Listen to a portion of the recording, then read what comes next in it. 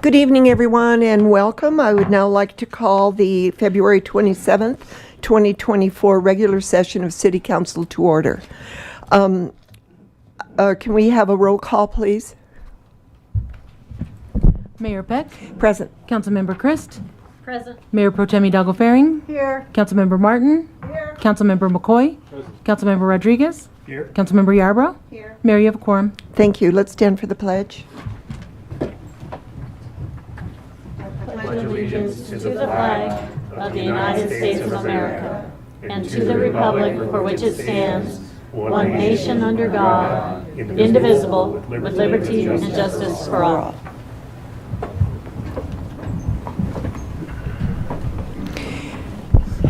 The City Council meeting it is being live streamed on the city's YouTube channel. You can also watch it at Longmont Public Media /watch/org or on Comcast channels 8 or 880. As a reminder to the public, the rules for providing public comment are: each speaker must give their name and address, and it is limited to 3 minutes. Only Longmont residents and employees of the City of Longmont may speak during the first call, public invited to be heard, and you must sign up on the list prior to the start of the meeting. Persons wishing to speak on a specific second reading or public hearing item are asked to add their name to the speaker list for the specific item prior to the start of the meeting. Anyone may speak, and no sign-up is required to speak during the final call, public invited to be heard. Can I have a motion to approve the February 13th minutes? I move the February 13th, 2024 regular session. Second. The minutes have been moved by Councilor McCoy, seconded by Councilor Christ. Are there any discussion? Is there any discussion? Seeing none, let's vote. That passes unanimously. Do we have any agenda revisions, Dawn? We do not, Mayor. Thanks. Councilors, do you have any submissions of documents for future agendas or motions? Yes, I have mine. Councilor Hidalgo Faring. Okay. Thank you, Mayor. So I actually have a couple of motions. One is to amend my previous motion that we did months ago on the discussion on impacts of meth houses, impacts to the neighborhood surrounding meth houses and houses that have contamination. I would like to amend that and move to bring it to a future study session instead of pre-session, to add the discussion of neighborhood impacts of meth houses in regard to just what recourse do neighbors have, review key problems associated with meth contamination in units and houses, and the impact to neighbors is predominantly. And what is the city already doing to mitigate these issues that arise? What are our current practices? And identify any possible solutions or safeguards for residents.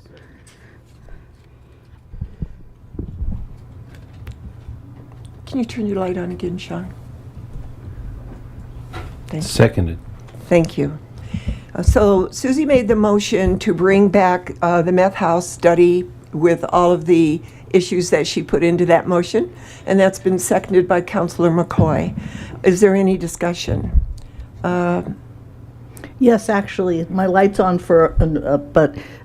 Yes, so go ahead. You said you wanted to amend it, your previous motion, Susie, but I couldn't tell from what you said what the amendment was. It was to have it as a pre-session. I'm asking to have it changed to a study session so that bigger. it would be bigger, it would be more public, and it would give opportunity for residents to come in and speak to the matter. Sure. Okay, thank you. I'm going to leave my light on because I think I'm next in terms of adding things. Okay, and I have one more too. Okay. Calm down. So, is there any more discussion on Councilor Hidalgo Faring's motion? Seeing none, let's vote.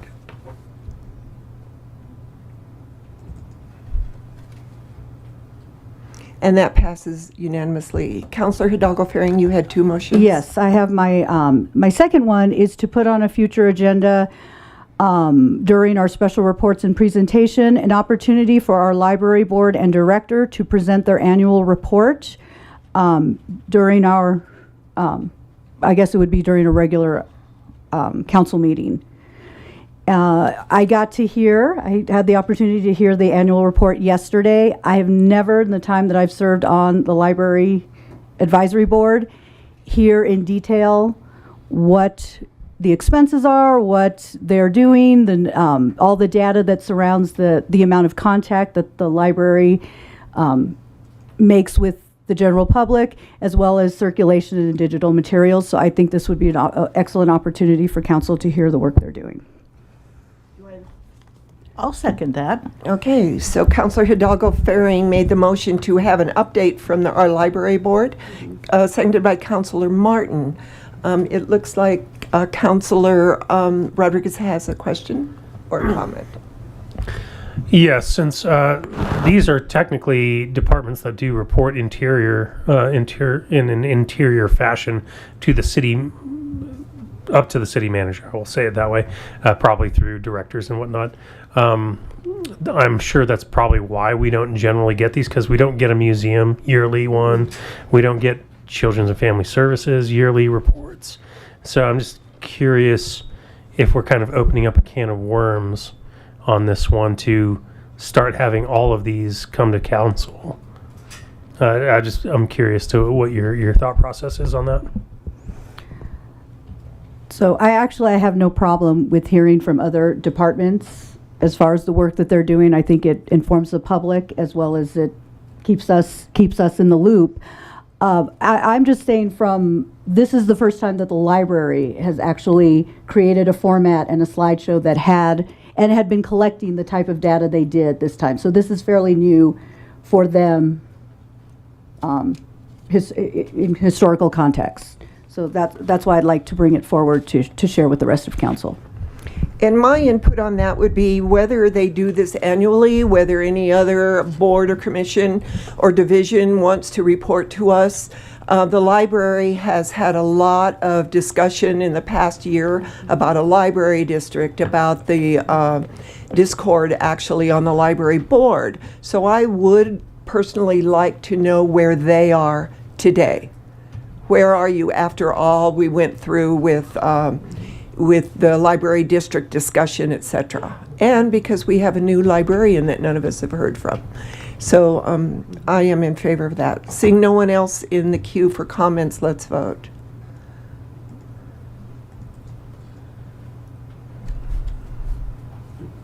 And that passed 6-1 with Counselor Rodriguez in opposition. And we are now, are there any other, go ahead, Counselor Martin.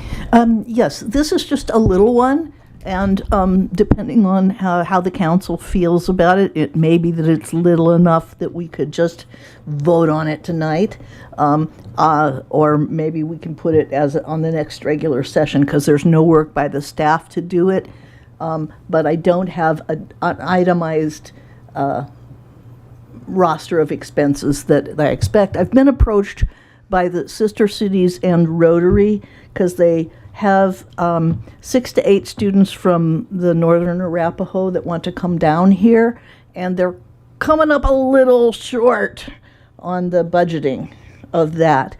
And so they have asked us for an amount of money not to exceed $3,000. Depends on whether it's 6, 7, or 8 students out of the council contingency fund. So I have no preference. I will move that we discuss that, and maybe in discussing the motion, people would say, you can say you don't want to discuss it at all, but you could also say, let's just vote on it, or let's put it on the next regular session, because they've got plenty of time. It's next summer. Counselor Martin, I don't think there's a problem with us voting on that right now. So if you I make hope the not. motion, no, but just make the motion. Okay. We'll get a second. I move that the city council, from the council contingency fund, provide an amount as needed up to $3,000, not to exceed $3,000, for bringing the Northern Arapahoe students to Longmont next summer. Second. Sorry. Counselor Yarbrough had her light on. Thank you, Mayor. I don't have a problem with, Can we get a second first? Oh, Okay, I think so they the all said motion was second. made by Counselor Martin to give dollars up to $3,000 out of our council contingency fund to allow students from the Northern Arapahoe to come to Longmont next summer as a student exchange. Seconded by Counselor Hidalgo Faring. Counselor Yarbrough. yes, thank you. My concern is there are 3 sister cities, and so I just want to make sure that if we do for one, and for those students who can't afford to go, what about the other groups who may not, where there's some disparities? I don't know, because I know that the financial circumstances and the agreement with the Northern Arapahoe was different than the traditional sister cities, which get funding from their own nations. So I would assume that we would, if the sister cities had a similar issue with any of the other groups, they could ask separately. I just want to make sure that it is open to the other sister cities as well. So if we give 3,000 or whatever the disparities are within those 2 groups, the other groups, that we will be open if they have a need, that we will also be open to going in the contingency fund to help them out as well. I would certainly not oppose that. Okay. Okay. Seeing no one else in the queue, let's vote.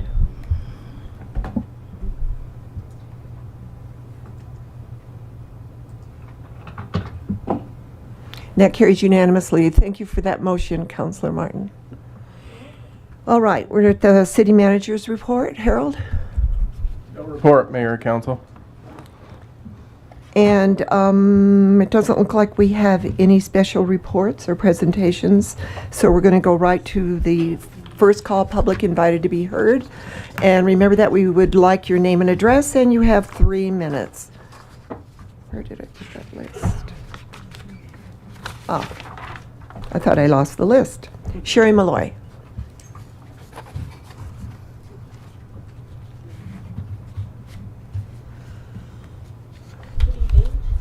Whoops.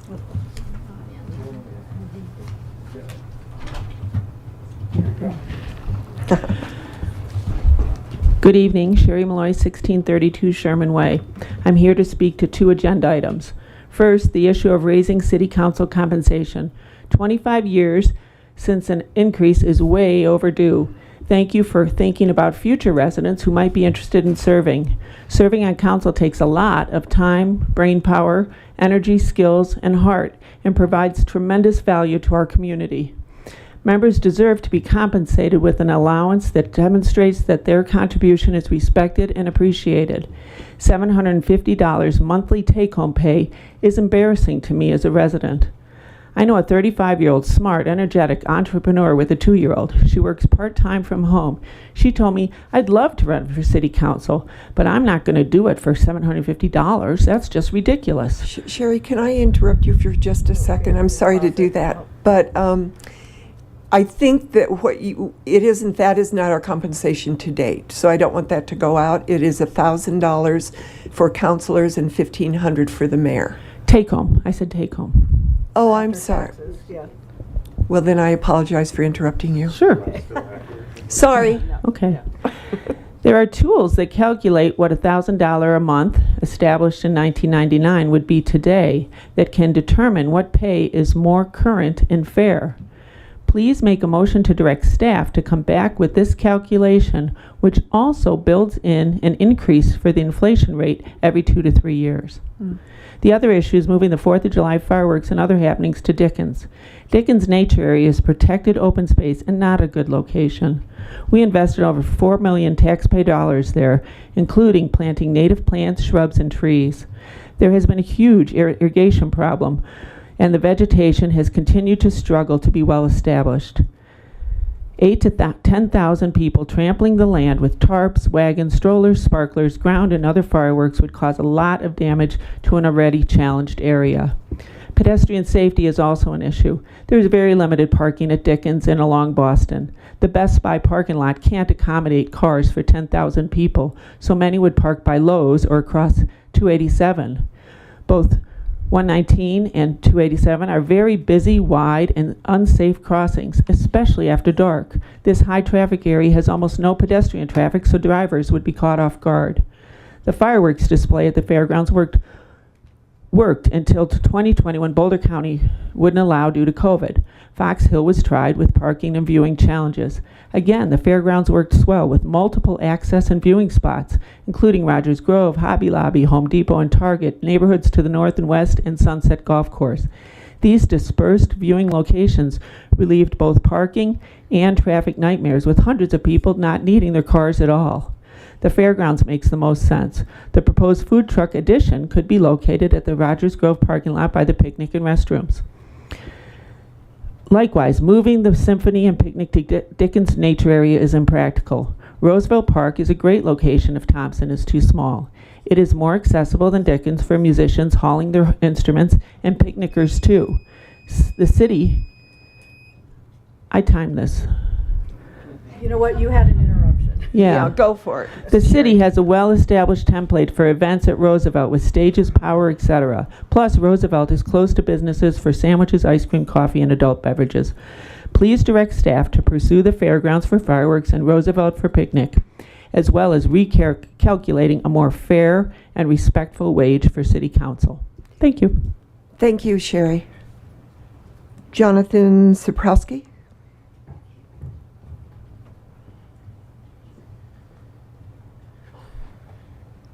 Good evening.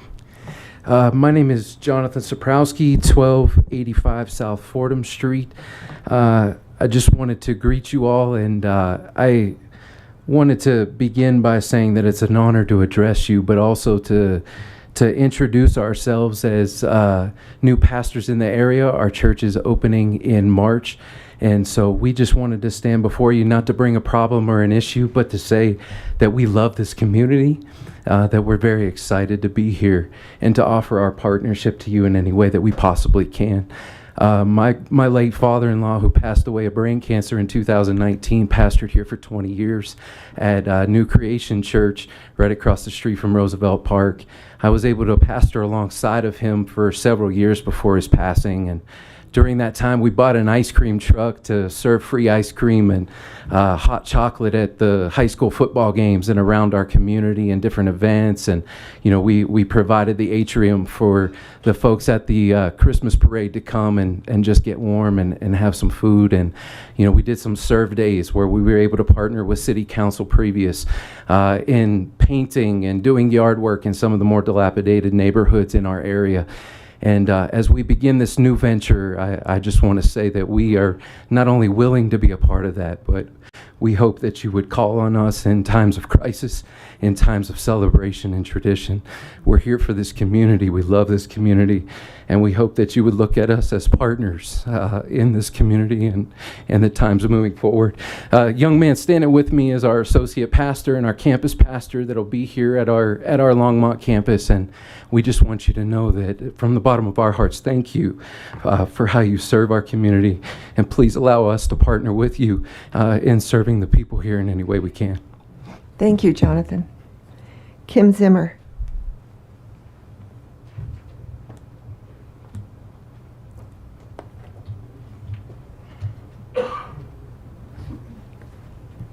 Hello.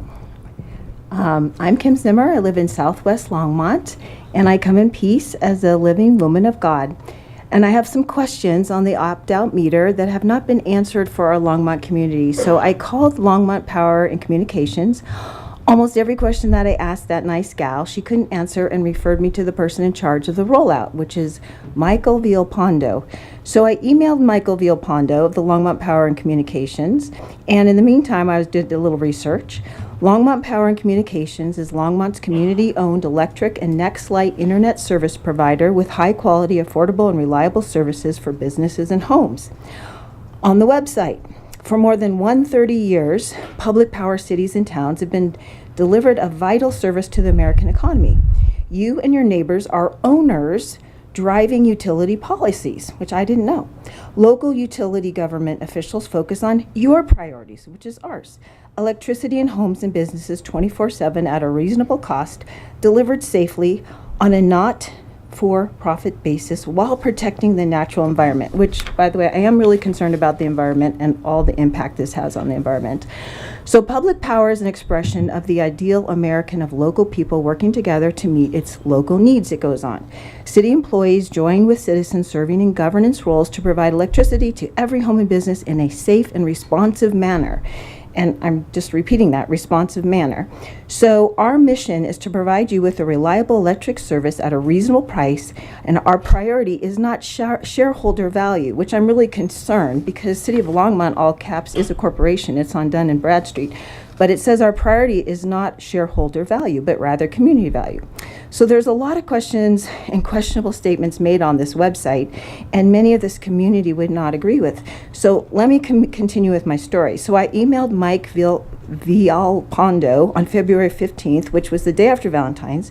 Did not hear back, so a week later I called and left a message that had questions on the opt-out meter. It is now February 27th. I still have not received an email or a phone call back.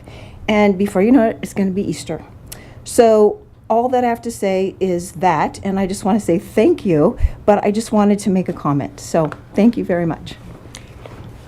Kim, can you leave your contact information with our city clerk, please? Thank you. Bill Kelly.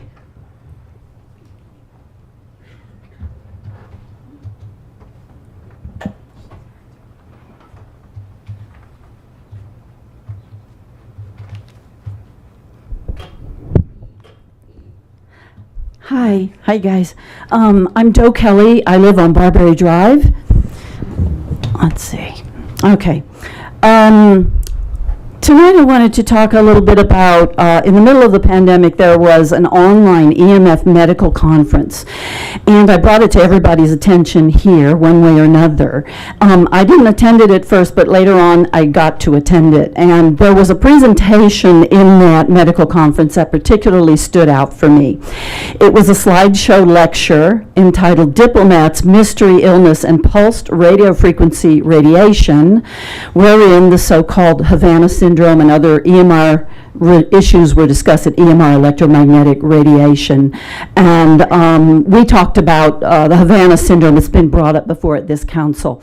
And the person who was presenting this lecture was named Beatrice A. Golomb, G-O-L-O-M-B, MD, PhD, Professor of Medicine, San Diego School of Medicine.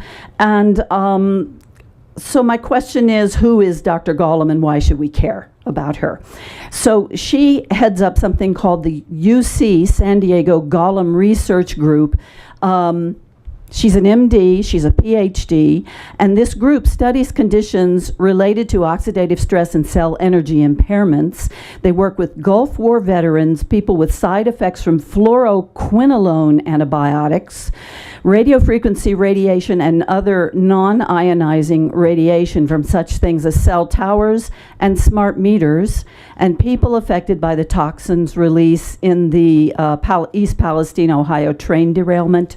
And you can find them online at golombresearchgroup.org. The syndrome of being sensitive to electromagnetic and especially non-ionizing, aka microwave radiation, is known by several names. And in this case, I'm calling it electrosensitivity, or ES. And Dr. Golomb reported in this conference that she had performed an ES triggering events survey. And she asked such questions as, what are predisposing factors? What kinds of features are associated with development of electrosensitivity? And are there types of EMF that are more likely to trigger development of electrosensitivity? And this is all verbatim because I took copious notes.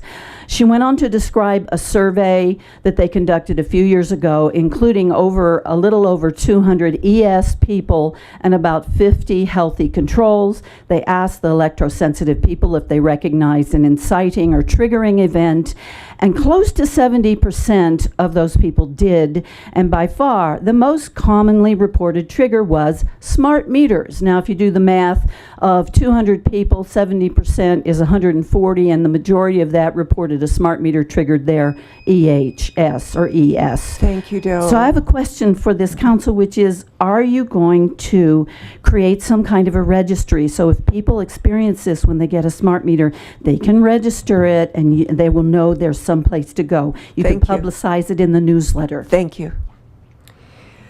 Diana Chavez.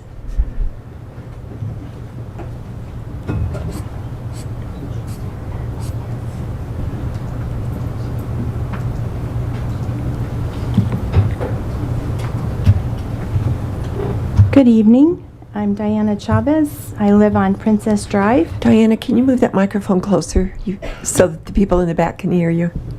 You've got a very soft voice. So I'm here tonight regarding smart meters. I have my letter in the mail. I'm going to oppose this contract. I don't want to be part of it. I don't even have a microwave in my home because of the radiation and the damages that that can cause. And for me, I mean, COVID was gnarly, no fun, but it certainly did cause some eye-opening experiences. And one thing that I've learned is that our city is incorporated and is traded on Dun and Bradstreet. And so, in my opinion, when something is incorporated and on the stock market or whatever it is, the ultimate goal is to make money. So to me, that kind of seems like I'm not sure how much citizen opinion is really taken into account for a lot of things. I know that we've been having conversations about smart meters for, I think, 3 years since during COVID. And I don't, where there's danger, there must be options. And it doesn't take much research to realize that smart meters are not very safe. I personally feel that there's a lot of money being exchanged hands through this process. And so I guess my statement is that as a city council that has supposedly been elected to represent citizens of Longmont, that you would listen to citizens and take into account our reasons for not wanting a smart meter, which are numerous, and that we should have an option to not have one that then doesn't cost us a fee per month to not have. My analog meter works perfectly fine. I pay my city bill every month, and I can think of no really legitimate reason why I should put a smart meter on my house. So that is my statement, and I thank you for your time. Thank you, Diana. Polly Christensen.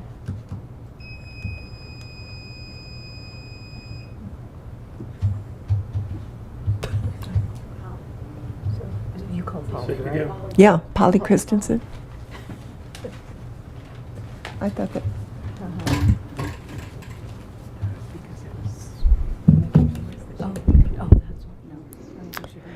Mayor and members of council, yes? Yes. Yes, okay, thank you. Name and address. For my 8 years on council, there was a row of all of our previous leaders. They were all, until there were basically 100 years of rich white men. They're not there anymore, but anyway. Our first female mayor was a wealthy real estate agent. All of them could afford to serve. The charter clearly intends the city council compensation to be adequate compensation.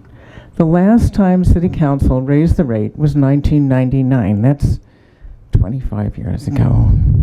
The $1,000 a month in 1999 for a town of 50% this size is in today's dollars adjusted for inflation $1,851 or $22,215 a year, not $12,000. The sources are from a number of sites, and I combined the two of them that seem to have roughly the same amount of $1,851 a month.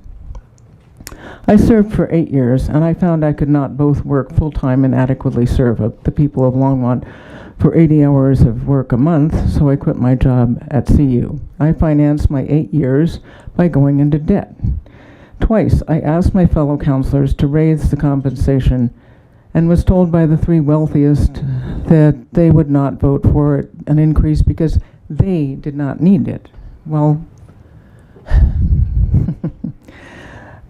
what would you think of a person who was underpaid yet never in 25 years had the guts to ask for a raise? It's a matter of equity. We need working people to be able to serve. We need younger people to be able to serve. We now have a council that actually represents the town.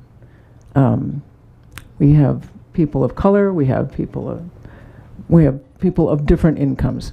That's representative of the town. That's what we want to keep going. Do this for the next council so we can continue to have working people and younger people serve. Do the right thing for the next leaders. Raise your compensation to $1,800 a month and index it to inflation. Thank you. Thank you, Polly. Terry Goon.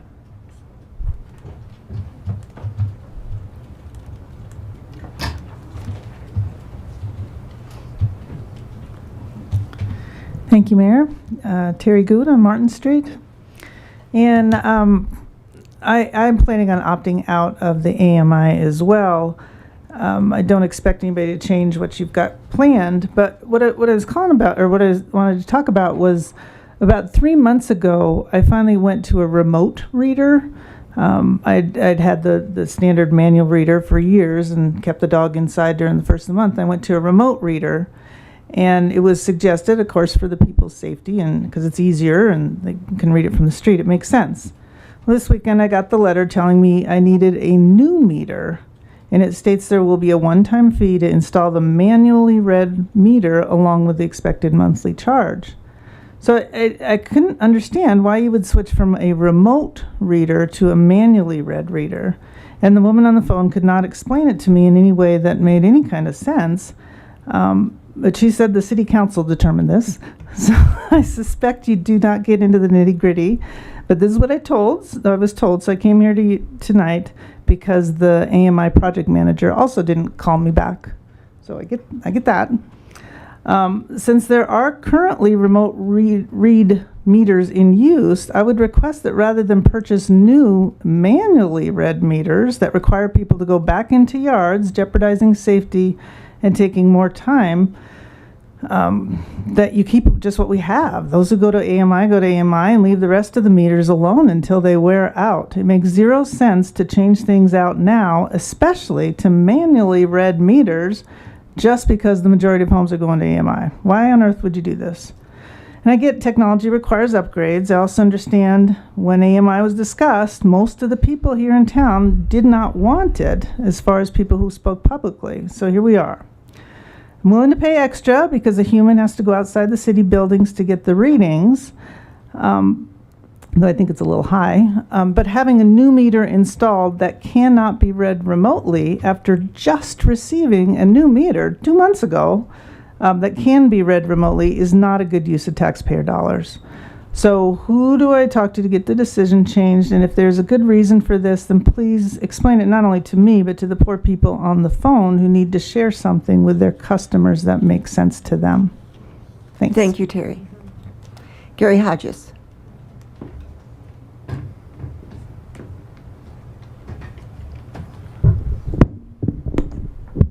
Good evening, Council, Mayor. Gary Hodges, 2148 Stewart Street.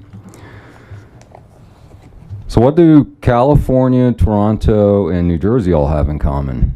It's been in the news lately. They've all massively increased their tonnage of plastic going into landfills after they banned grocery store bags, which is a bit ironic, but our state has done the same, so maybe we can also look forward to putting more plastic into our landfills. But I mean, think about it for a moment, right? Our state legislature has legislated the way we bring food from the place we buy it into our homes. I mean, they're really getting into the weeds of our lives. But anyway, in their infinite wisdom, they're now going to mandate EV refueling stations in new homes, apartments, businesses, etc. So I'm wondering why hardware store needs to be in the business of refueling cars, and to what end? Last week or two, I said maybe it's like the lottery where we've got it set up so that the less affluent pay for the recreational areas of our more affluent people, you know, the hiking trails and such. 90% of EVs are sold into 2 to 3 car households, so they overwhelmingly go to the more affluent people. And so maybe this is just another way to regressively get less affluent people to pay for infrastructure for vehicles. But okay, we all know the real reason, right, or the real stated reason is about CO2. But it's just a shell game. There's just as much CO2 being released from an EV when you consider the entire lifespan of it. But we pat ourselves on the back while we outsource negative externalities to other countries. But here, listen, we're all on the same page here, honestly. Everybody wants unlimited energy and transportation that has no negative environmental consequences. I mean, that's literally what everybody on the planet wants, but it's not truth, it's not reality. There are always trade-offs. And we have to speak about the reality and the truthfulness of it if we're going to make good decisions. So here's a few headlines I just ran across this week. I was not looking for any of these. Biden admin backing away from aggressive push for electric vehicles as consumer demand remains low. Mercedes, here's another one. Mercedes won't go all electric by 2030 as it once promised. And saw this one today. Apple cancels work on the electric car, ending a decade-long effort. So I think, you know, the world is waking up to this. I know this is not the kind of commentary you're used to hearing, but you're going to be hearing more of it. And I'm signed up to speak tonight on the other one, so to be continued. Thank you. Thank you, Gary. Kim Knecke?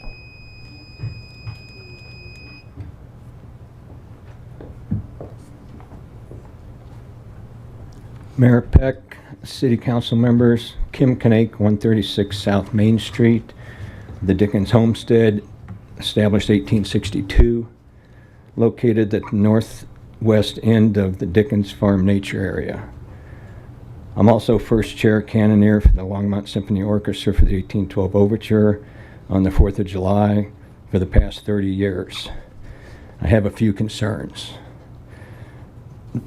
Out there at the park, the waist-high weeds, are you going to mow a nature area for the people with the picnic blankets to have a place to set them down? And or water the heck out of the area to green it up. Otherwise, the dead weeds will be a major fire danger, depending on the wind, direction, and the spectators setting off their own fireworks in the park. The reason for these concerns is my wood buildings on the property. The historic property includes the barn reception hall, a 128-year-old tinderbox. It's historically designated building, moved from 5th and Lashley. It was old Senator Lashley's dairy barn. Also, this being a traffic nightmare after the fireworks, with the pedestrians crossing 119 and other roads in the dark getting back to their cars. This being said, I do want to say the 4th of July fireworks are a great draw for the city of Longmont. It's definitely a fabulous show. And I'd like to also say a huge thank you to the Skyline Kiwanis Club for the hard work they put in to this each year for our pleasure. Thank you. Thank you, Kim. Lance Whitaker.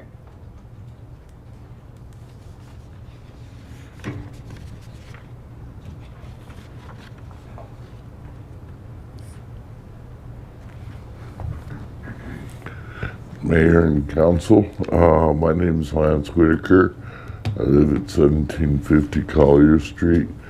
I've been a long-time resident of Longmont for over 40 years, and I would like to remind you, more importantly, that Sunday is National Colorado Day, but today is National Retro Day. It is also National Gula Day, which I'm retro, and well, I had some Gula in my coffee this morning. I had a strawberry in my pocket, but I ate it. And it's also National Polar Day. And I got some advice from a polar bear on my birthday, and I'd like to share it with you. And he says to live large, sniff out opportunities, learn some good icebreakers, be thick-skinned, be fearless, and appreciate long winter nights, and to keep cool. Thank you, Mayor and Council. Thank you, Lance. I also would like to discuss with you a little bit about some of the bus drivers here in Longmont that have concerns. I have several friends who are bus drivers for local buses, and they would like to see a fare added to the buses because the homeless and drug population are using our buses as drug depots, and he's sick and tired of cleaning needles out of his buses. So anything you can do, I mean, even a minor fare could help out in preventing people from using our buses as drug depots. Thank you. Thank you, Lance. Jason Martinez.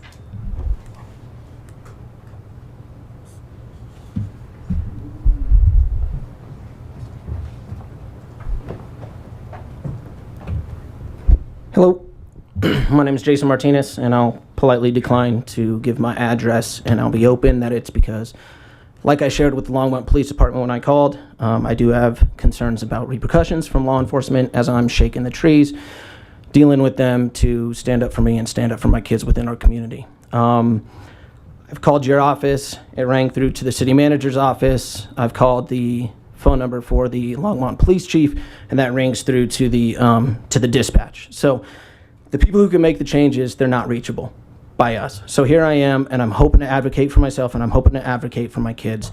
I reported to Child Protective Services, which, contrary to what their name is, you would be amazed how much they don't actually want to help any kids if they had abuse when they were younger than 18 and are now older than 18, because you'll get told as an adult, or as that parent, that the system doesn't allow for it. That's unacceptable. I still have children who are under the age of 18. I still have a concern for it. I've raised these concerns. I've displayed, or I've provided history of, I'm really, really freaking anxious right now. I've provided a history of situations in which they could look into, and I got told, if anything else happens, then let us know and we'll investigate it again. So I'm being told that in order for them to follow up with the abusers of myself and my children, that I have to allow her to do it again. I'll tell you right now, anybody who puts their hands on my kids forfeits their right to safety. That's the bottom line. I hope the cops are quick, because if it happens again and the system doesn't allow for it to be taken care of and prevented, then you're going to have a whole other realm of stuff on your hands. This is the system that we have to deal with as single fathers. This is what I got to deal with. That same woman put her hands on me. And when she put her hands on me, I let the law enforcement know. I asked them to go out there and do the same thing that we've told our kids, our youth, which is, as toddlers, it's not okay to put your hands on people. I said, I don't want charges pressed because I'm not afraid of her. I want you to go out here and tell her not to put her hands on people. They took 8 months to get out to her to do anything, and they were more concerned about her safety. Any woman in this room can beat me up if I don't fight back. That woman beat me up. I don't like standing here and saying it. I hate it. I'm a veteran. I went to war. I offered to serve and fight for everybody in this room. Who's going to stand up for me? Because I'm frickin' asking. Mayor, I left you my information. Feel free to call me if you want. Jason, I would like you to refer you to our Chief of Public Safety in the back, Zach Gardis, and I'm sure you'll have a conversation with you. Yeah, we'll see. That's fine. He's like right. I said, He's right in the that's back. yeah, that's fine. I've asked for the chief of police. I can't get the chief of police. It's his officers. Just like it's your staff, just like our council, it's his officers. Jason, he is the Chief of Police. He is? And Public Safety. Okay, Chief. then he's not the chief of police. I asked for the chief of police. Chief of police. Well, that's fine. Go I back couldn't and- get his number either. Jason, I'm going to cut you off. He's standing up, waiting for you That's to talk fine. to I him. gave you my information too, and you didn't call me back, Mayor. Raising your voice to me. How dare you? Thank you. Seeing no one else on the list, I'm going to close first call public invited to be heard.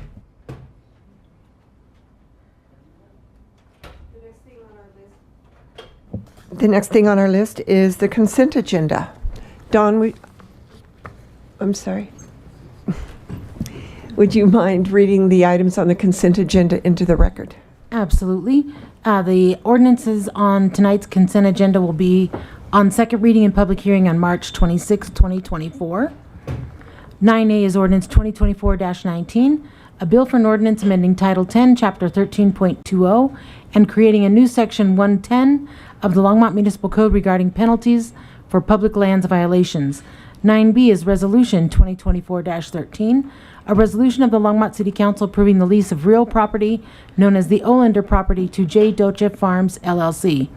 9C is Resolution 2024-14, a resolution of the Longmont City Council approving the intergovernmental agreement between the city and the state of Colorado for a state aviation grant for airport pavement maintenance at the Vance Brand Municipal Airport.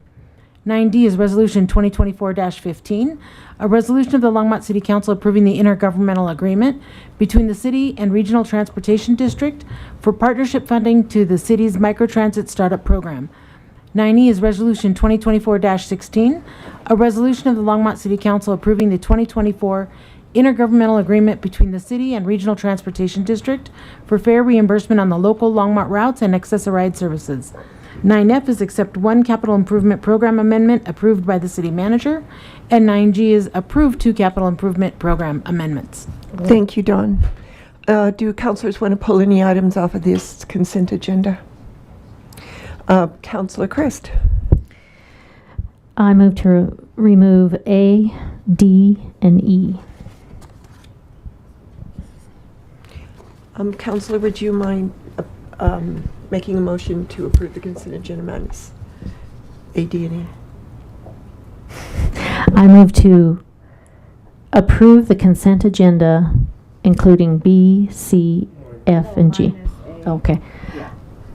Let me rephrase that. Okay, go ahead. I move to approve the consent agenda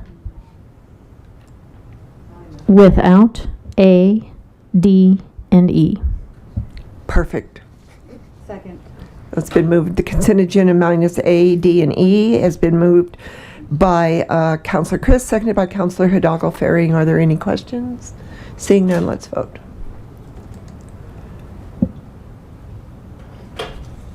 And that carries unanimously. We have ordinances on second reading and public hearing on any matter. Before I read this, do we need a bio break up here? Okay, we'll move on.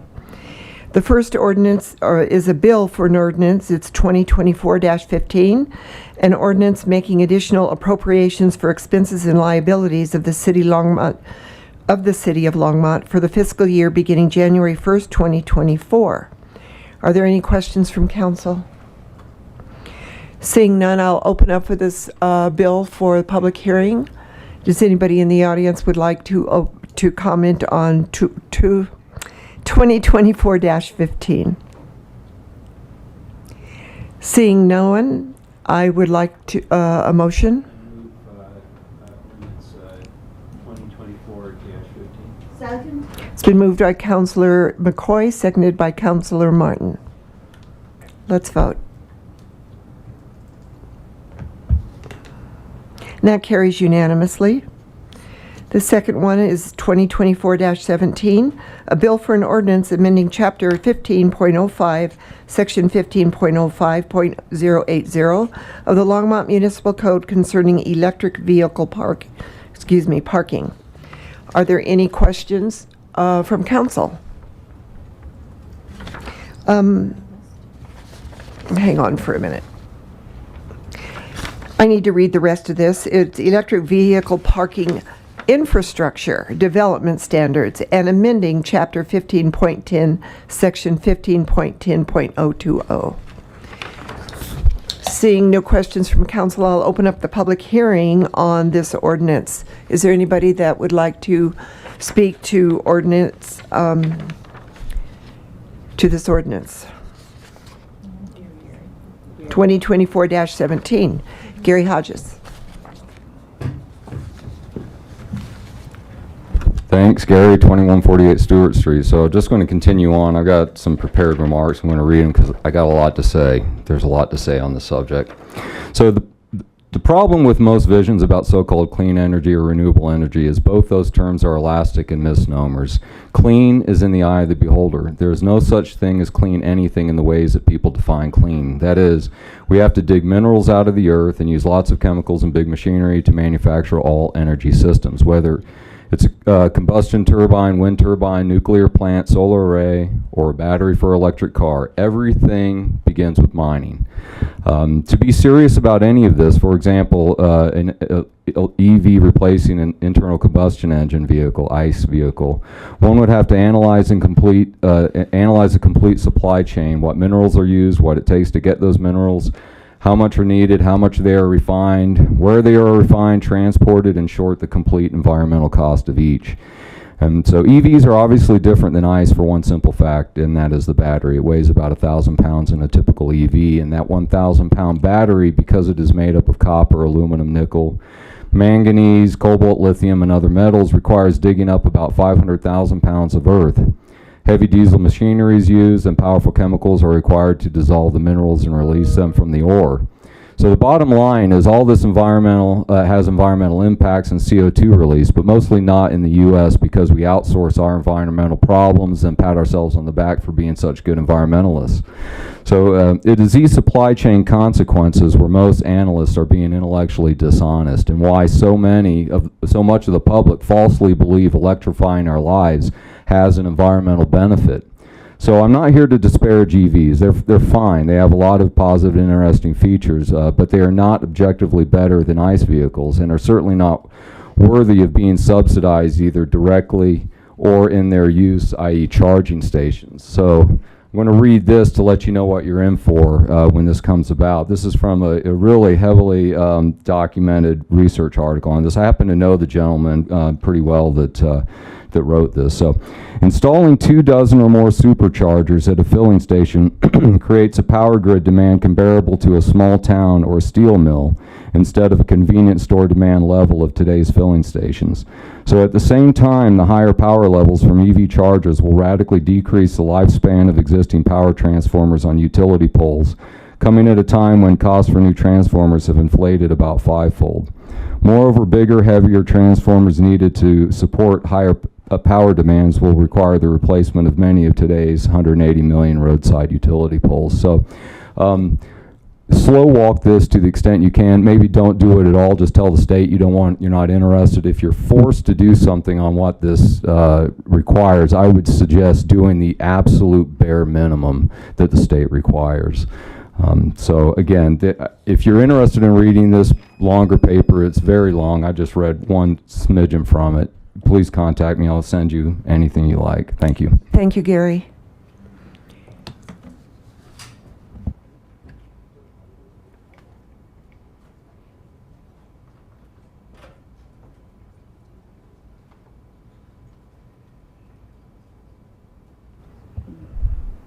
Yeah. Those are Chris. Yeah. Okay. We'll wait. I'm sorry, Lance, you weren't on the list and I didn't see your hand.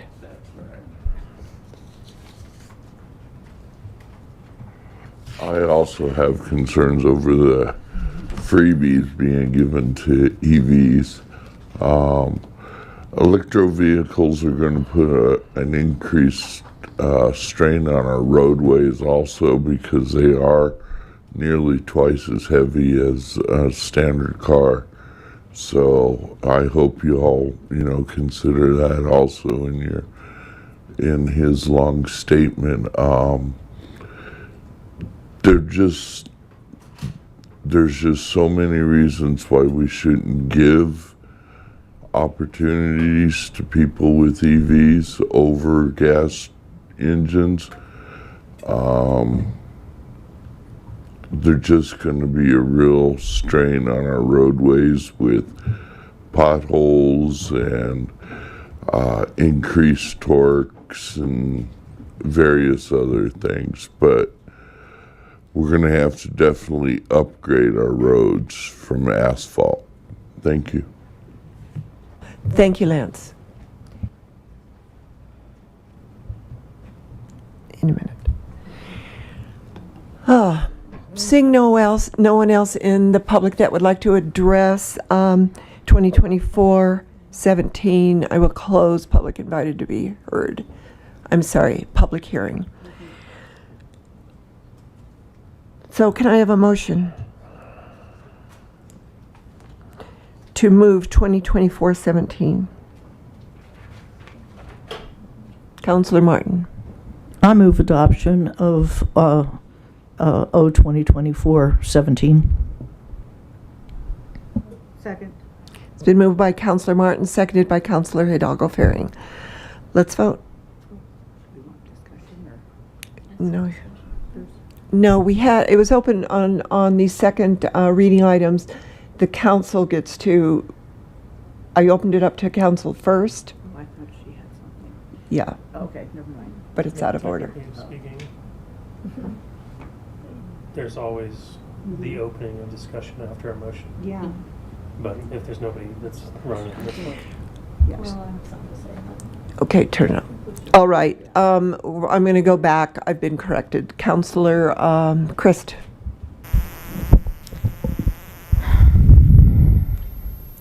So we had a rather robust discussion about this during our retreat, and it's my understanding that this initiative that's been brought forward before us follows House Bill 23-1233, which is imposed by the state legislature, and requires us to have this ready to go by March 1st, which obviously we have taken our time to adopt this so that we are in compliance by March 1st.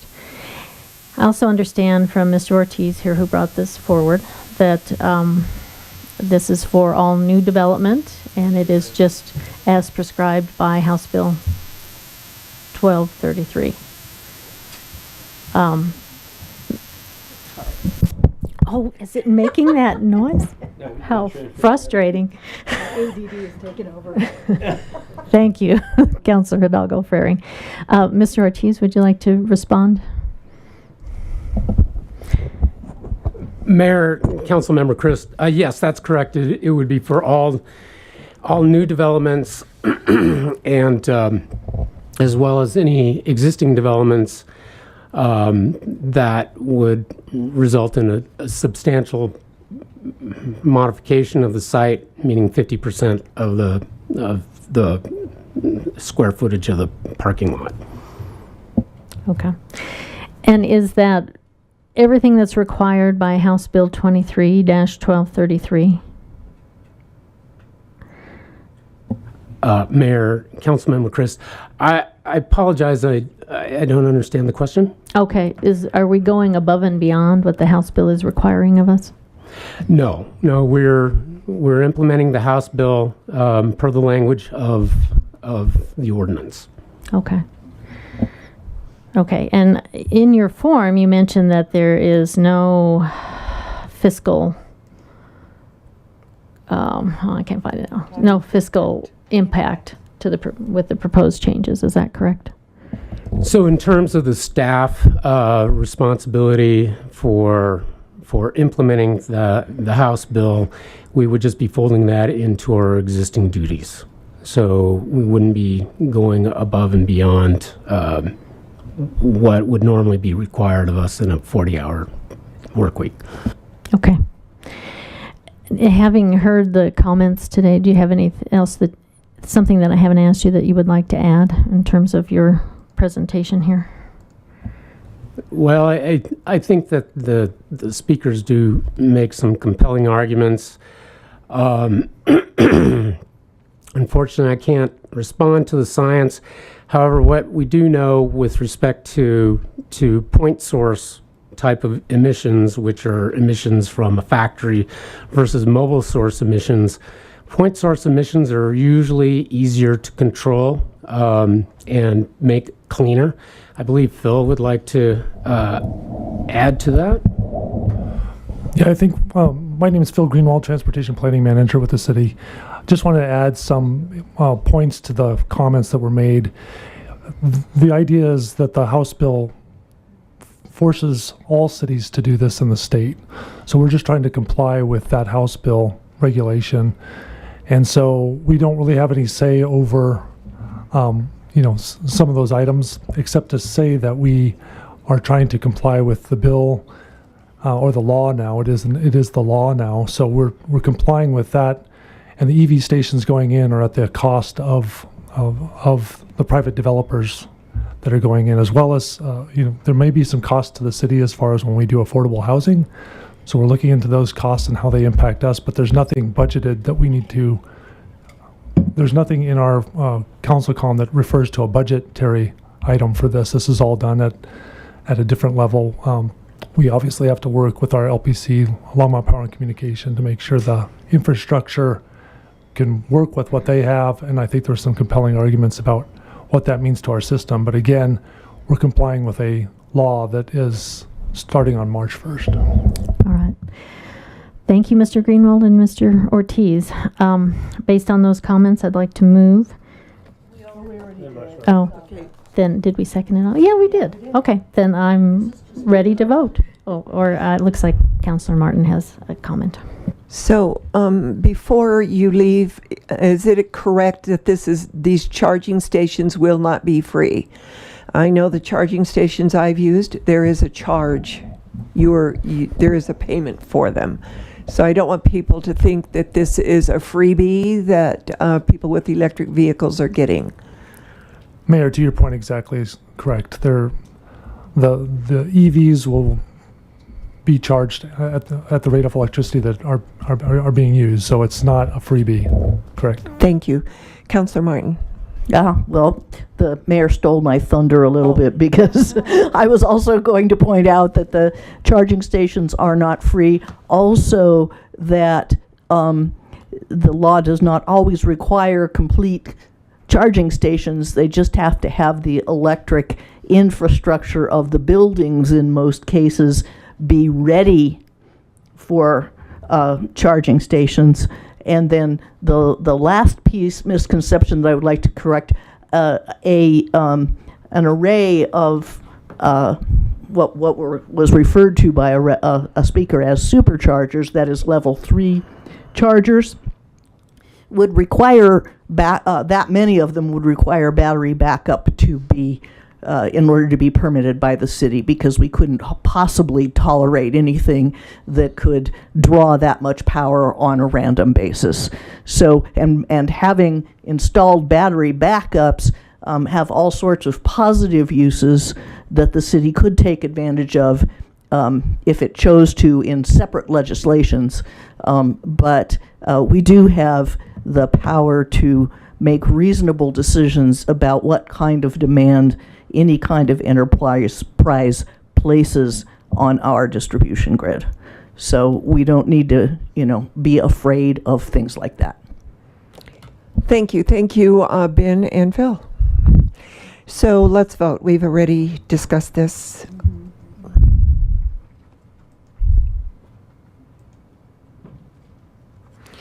So, bill for an ordinance 2024-17 passes unanimously. Before I read the next one, I want to make it clear that after the title is read, I ask for questions or comments, and if you want a presentation from council, that is our time to ask for any information we need, and then we open up the public hearing, then we make a motion and vote on it. So after the public hearing, the motion, we don't, according to our, It's only supposed to be for debate on the motion, not questions and comments, per Robert's Rules of Order, okay, after a motion. thank you. So, knowing that, let's go back to C, 2024-18, which is a bill for an ordinance authorizing approval of the Longmont Planning Area Comprehensive Development Plan intergovernmental agreement between the City of Longmont and the County of Boulder.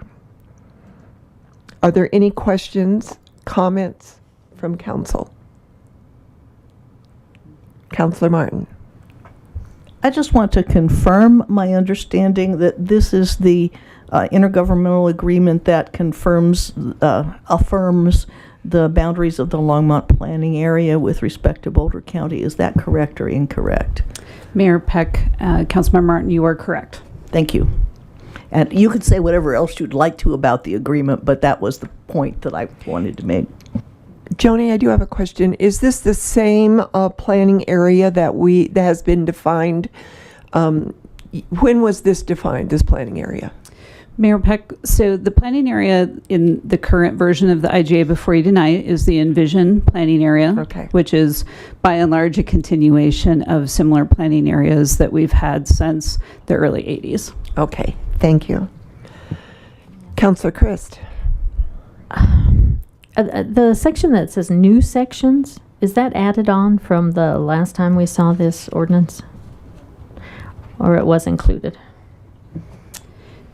To my knowledge, this is a carryover item, so there hasn't been anything added from the first reading and presentation that Glenn did. So the rezoning land within County Islands was the discussion we had last time. That's my primary question. Thank you. Okay, thank you, Joni. It doesn't look like there's any more questions from council. So now I will open it up to public hearing. Is there anyone from the public that would like to address 2024-18? Seeing no one, I will close the public hearing. Can I have a motion on 2024-18? I move ordinance 2024-18. Second. It's been moved by Councilor Rodriguez, seconded by Councilor Martin. Do we have any discussion on the motion? Seeing none, let's vote.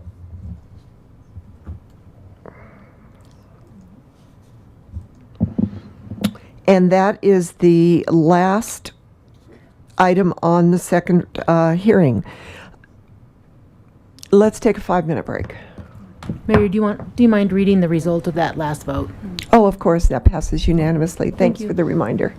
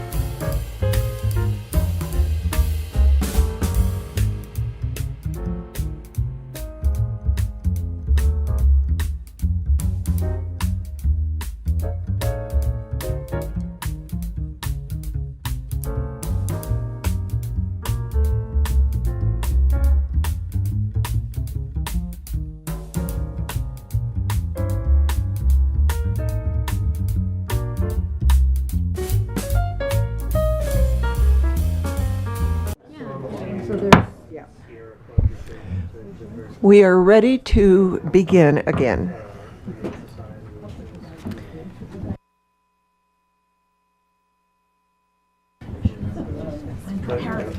Thank you. We are now going to have the items that have been removed from the consent agenda, and I will turn it over to Councilor Christ.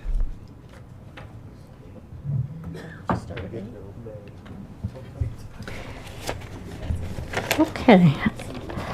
The first item removed from the consent agenda is 2024-19, a bill for ordinance amending Title 10, Chapter 13.20, and creating a new Section 110 of the Longmont Municipal Code regarding penalties for public lands violations.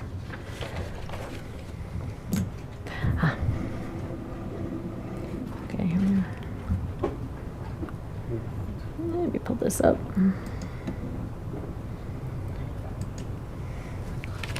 Okay, so this is presented by David Bell, and I just have a few questions about it. One of the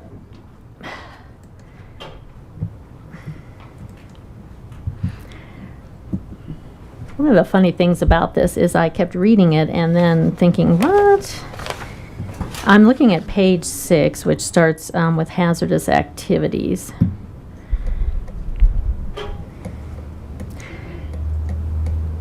So let me just be a little detail-oriented here. Hazardous activity starts on line 3 with number 51. Engage in any activity which constitutes a hazard. But if you go down to line 7, it says 51 again. Fail to permanently affix a Union Reservoir annual pass. Can we call line 7 52?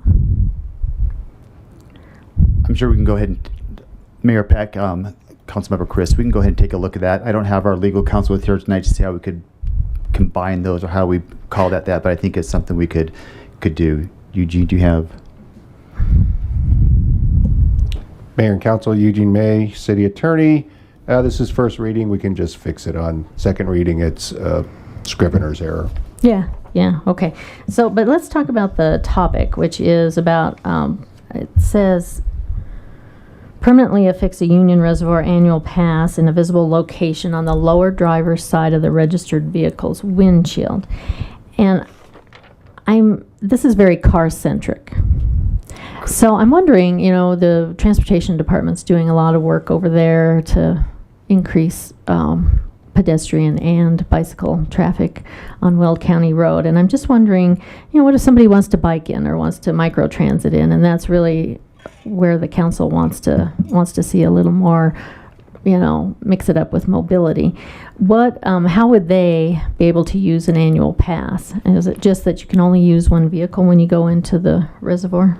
Correct. Councilmember Chris, the pass is only good for that one vehicle. So if you're walking in or biking in, we do have different fees for that. So we do have a lower fee for the biking in or walking in, so that our union fees are really trying to encourage people to not have to drive in, especially having with our trail coming over. And do they have something to affix on the bicycle? So at this point, we don't have a annual permit for biking or walking in. Okay. I'm wondering, when we go to do the recycling, we usually just take our utility bill, but also belonged to a school where they had badges for visitors, and this was for safety of the students, that put a picture of you on the badge. And I just wonder if you could somehow come up with something that would work on all those items.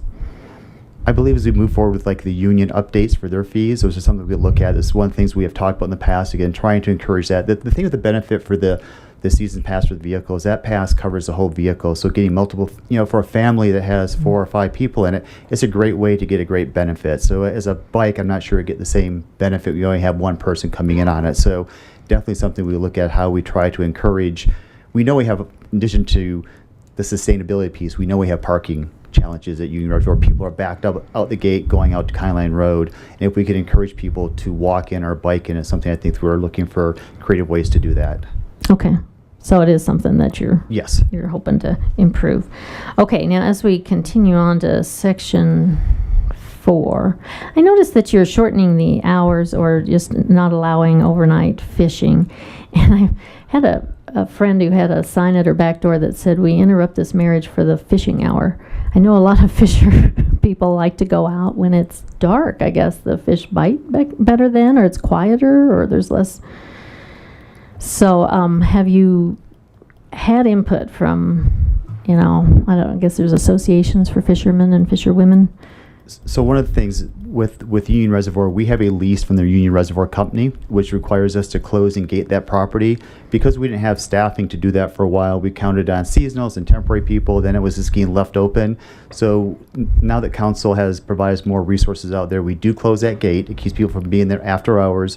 We have people then that if they're going fishing, we aren't sure if they're using appropriate baits. We're not sure if they're taking what they're supposed to be taking. So to stay consistent, when we have people out there, the gates are open and having access so we can really monitor the fishing, we wanted to reflect the hours of the reservoir company, and the gate. There are some species of fish that people do like to fish after hours. And I think one of the things that I've done in the past too, is you can have special events for that. You could say, we're on these couple of days, we're going to open up the reservoir, or we've done it over at Fairgrounds Lake where we have special after hours catfishing events. Okay. And that you're not going to add that to this ordinance? To this, at this point, I think we want to keep it consistent with the hours of the reservoir. Okay. So it'd be just a special event? It'd be a special event. Okay. All right. So if we look at page, let's see, section 5, 13.20.110, the penalties.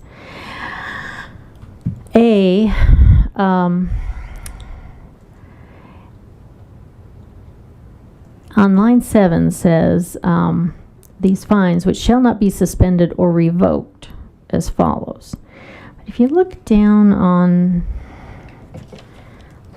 line, let's see, okay, that's line 5, line 7. Now let's look at line 11. 12, which says shall not be suspended or reduced.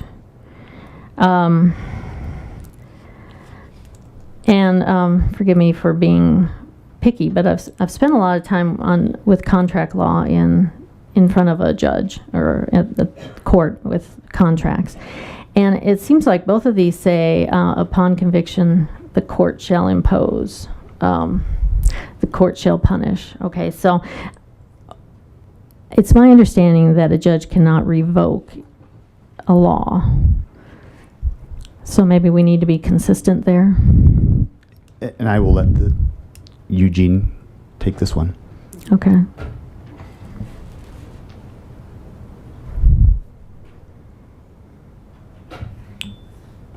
Mayor and council, Eugene May,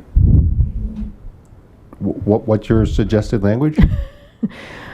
Well, I found that I read this section quite a bit, actually, because it just didn't logically follow for me.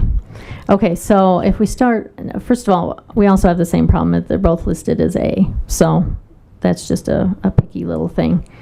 But on line 5, it says, the court shall punish anyone convicted of an offense under this chapter by a fine only, which shall not be suspended or revoked, as follows. So it seems like we had, correct me if I'm wrong, but I thought when we discussed this before, Mr. Bell, that we had said this would not be an issue that would go to court. As we worked through this ordinance updates, we really wanted to have those rules and regs that have the offense kind of line up with the assessment. There are certain things, if you look at the ones in that section, those are going to be the things like hunting, weapons, things that we really think that if someone does something that really has the ability to have more than a $100 or a $500 ticket could really take have consequence for, then those would go to a court. So we have two pieces in here. We have the fee schedule, and then we have several items that have been enumerated that talk about those things that would be going to court still. Right, and so that starts on line Right. 11, which is supposed to be section B, but it's... Yes. Okay. All right, so we had a discussion when it was a zero reading about how fines can be... I guess when I look at this section, I think what would solve the whole problem with the verbiage and with the fines, that we had discussed before, is it possible we could just do a warning system, say for a year, find out how many you're actually issuing. You know, if you've got a handful, that's not so much of a problem. But if we end up with 1,000, then we've learned that it is a problem. But we also have learned, you know, who's getting those offenses, and we can kind of figure out forward what might work in terms of having a good history, a basis to go on. It makes me feel more comfortable than assigning an offense charge for, I'm not sure how many this would be and how it would be received by, you know, just people starting right off the gate at the Union Reservoir. So I'm going to jump in here. Harold, I saw you put on your microphone. Did you want to make, okay. Not yet. Okay. All right, so then when you go down to line 11, which should be section B, these are actually much more serious offenses. Commercial activity, fires, fireworks, firearms, hunting and trapping, destruction of property. But what's odd about this is fine of up to $500 and imprisonment up to 90 days or both. And the court shall have jurisdiction over the violations set forth. When it says fine of up to 500, but it started by saying shall not be suspended or reduced, it's actually saying it could be from $1 to 500, so it could be reduced. So anyway, I've gone through these two sections several times thinking it was me, going, oh, I'm just underlining this. I don't think this makes sense if you were to take it in front of a judge. May I jump in for a minute? Please. When it says, once the fine is set, whether it's $1, whether it's $200, it will not be reduced. It doesn't, but it says up to, and then it says that it will not be reduced. You can't reduce a fine unless it's set. So that's the way I'm reading it. However, I don't know. Do you want them to change the language in this? I do. Do you want to, is your motion I'm going to be move. to, okay, go ahead. So, thank you for resolving that issue number 52. So first of all, I'm going to move that we can accept this 2024-19, but with the following amendments. So in section 3, if we just change the second 51 to number 52 and just renumber that section. And on section 5, 13.20.110 penalties, I would like section A to be changed to a warning system with a ability to review. And section B, which also just needs to be renumbered or re-identified as B instead of A, resolve, revoked, reduced discrepancy. I think I would go with reduced rather than revoked. And give the court and judge discretion, because if it goes to court, judges feel they have discretion, in my experience. So, and section 4, hours of use, we'll just leave as is. So just with those 3 items of amendment. So do I have a second for this motion that Councilor Christ made? Seeing no second, it dies for lack of a second. Too long? Do you want to move this?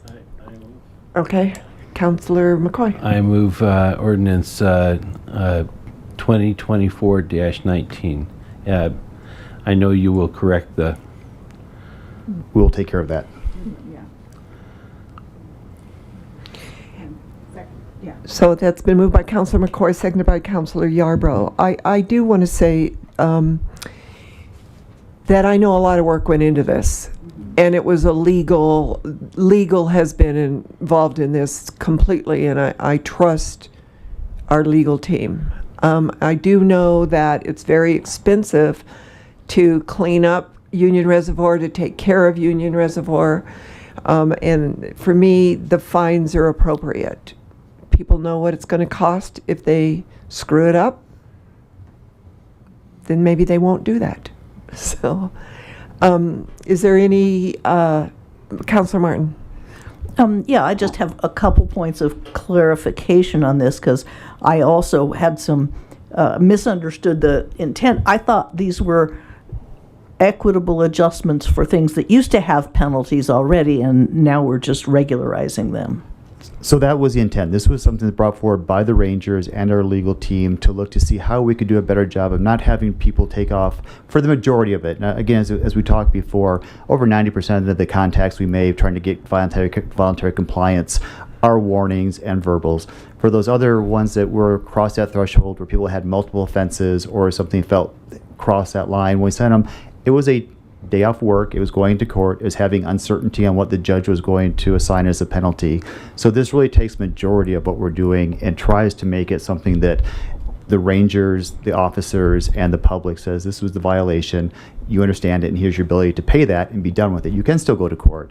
But then we have that other list that we just felt was a threshold that we really felt still needed to be in front of a judge. If we had things like weapons or hunting there, that we wanted to keep that at that option. And so the ranger does still have the discretion to warn.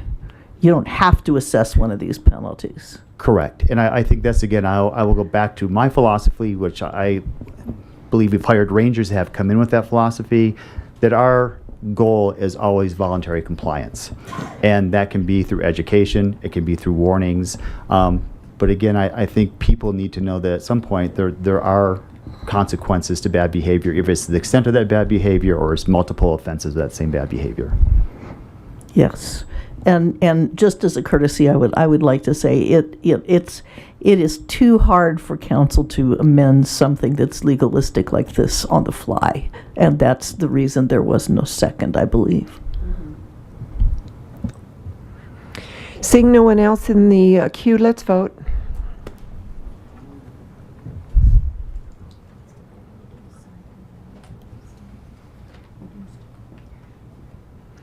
So that passes 6-1 with Councilwoman Christ opposing. And Councilor Christ, you had another one that you pulled.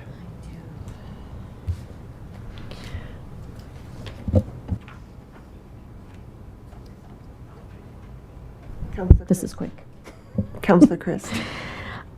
Okay, the second item is R 2024-15, a resolution of the Longmont City Council for the intergovernment agreement for RTD and partnership for the microtransit system. And I'm guessing that would be Mr. Greenwald. Okay, so I'll be quick. I know that microtransit is designed for the city of Longmont. How are we going to close the gap between Sandstone Ranch and where the Mustang is coming through at I-25? Mayor Peck and Councilmember Diane Christ, excuse me, Phil Greenwald, Transportation Planning Manager with the city. The idea is that we will start with the Longmont planning area as designed in the intergovernmental agreement with RTD, and that'll give us some foundation to set this program and test it for a 3-year period. Within that 3-year period, if we do need to expand it or change it, we'll come back to you with those ideas of what we need to do and do it at that point once we understand how the system is working. Are there going to be enough parking places where the Mustang comes through for all of the people that want to go either to Fort Collins or Denver to park there if they can't take microtransit? Mayor and Councilmember Chris, that's a CDOT project, Colorado Department of Transportation project. So I think that they have expanded the parking lot that was out there before. So they feel like this will accommodate the parking that is needed, along with the other park and rides along that I-25 corridor. So you've got a bunch of park and rides coming online about the same, generally the same time. So that should handle the parking, they believe. Okay. Well, in that case, I move that our 2024-15 be accepted. So 2024-15 was moved by Councilor Chris, seconded by Councilor McCoy. Is there any more discussion on this? Seeing none, let's vote.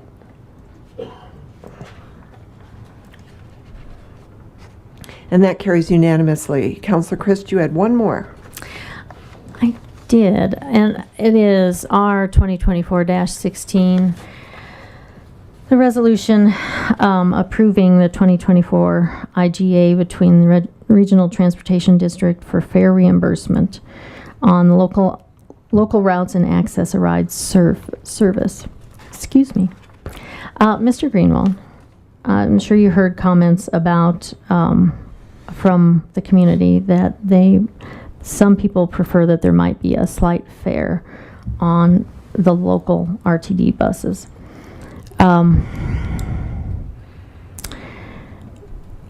Is there any consideration of making the fare on RTD match the fare for microtransit?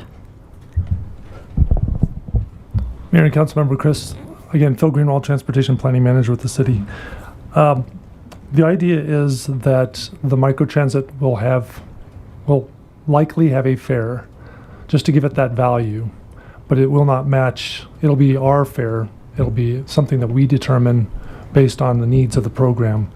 And so we're thinking it's going to be a nominal fare and that we'll be able to scale it for people who have lower incomes and are trying to want to use the service. And so we'll have an available product. We're writing it into the scope right now that there'll be a product that needs to be part of this fare structure that allows for a reusable or a loadable card kind of fare. So you don't have to have a smartphone necessarily to use this. So the fare card could be loaded and distributed that way. Okay, so what is your feeling about adding a bus fare for RTD? So Mayor and Councilmember Christ, at the end of the council communication for this item, we did mention that we would like to see how microtransit operates, especially in that first year, and come back to you with some recommendations on the possibility of reinstating the fare for the RTD services. Now that we have a new fare structure that just started January 1st of this year, we think that fare program that was instituted by RTD is much more fair for our residents. So the whole point of it starting 10 years ago was to say, we think fares are an impediment to transit in Longmont, and that's why it's not being used. We were able to prove that very easily to RTD by what we did by eliminating the fares in 2014 and continues today, that ridership continues. So we do understand that point. We may need to take some of the money that we're spending on this contract in 2025. It's going to be higher. More money is going to be requested by RTD likely. So we'd like to talk about taking that money and moving it into microtransit if microtransit is successful. And do you think for this next year that would mean that RTD would be in competition with microtransit? In other words, free versus a slight fare, that people would go for RTD rather than microtransit? Mayor and Councilmember Chris, I believe you mean it the other way around, that the fare for microtransit would be more attractive yes, than the fare for RTD. So microtransit will cost something. We don't know what that is yet.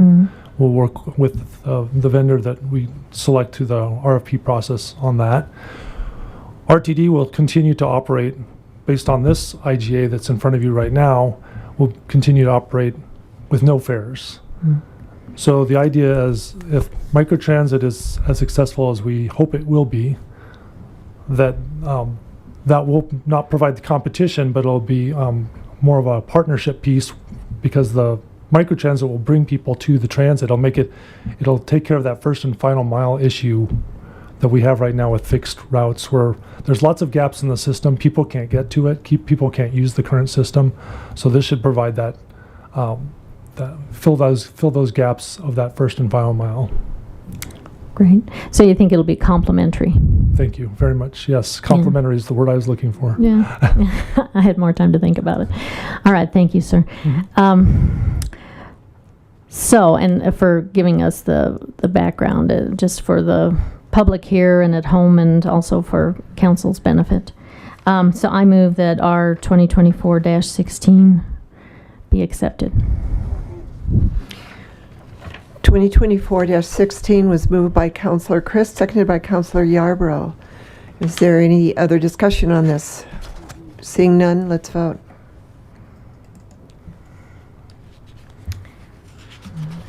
And that passes 6-1 with Councilor Rodriguez in opposition. Thank you, Phil.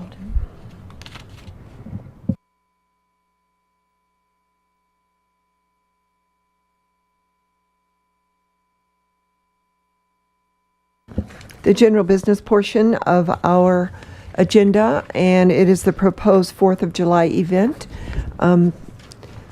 Assistant City Manager Sandy Cedar will lead us through this.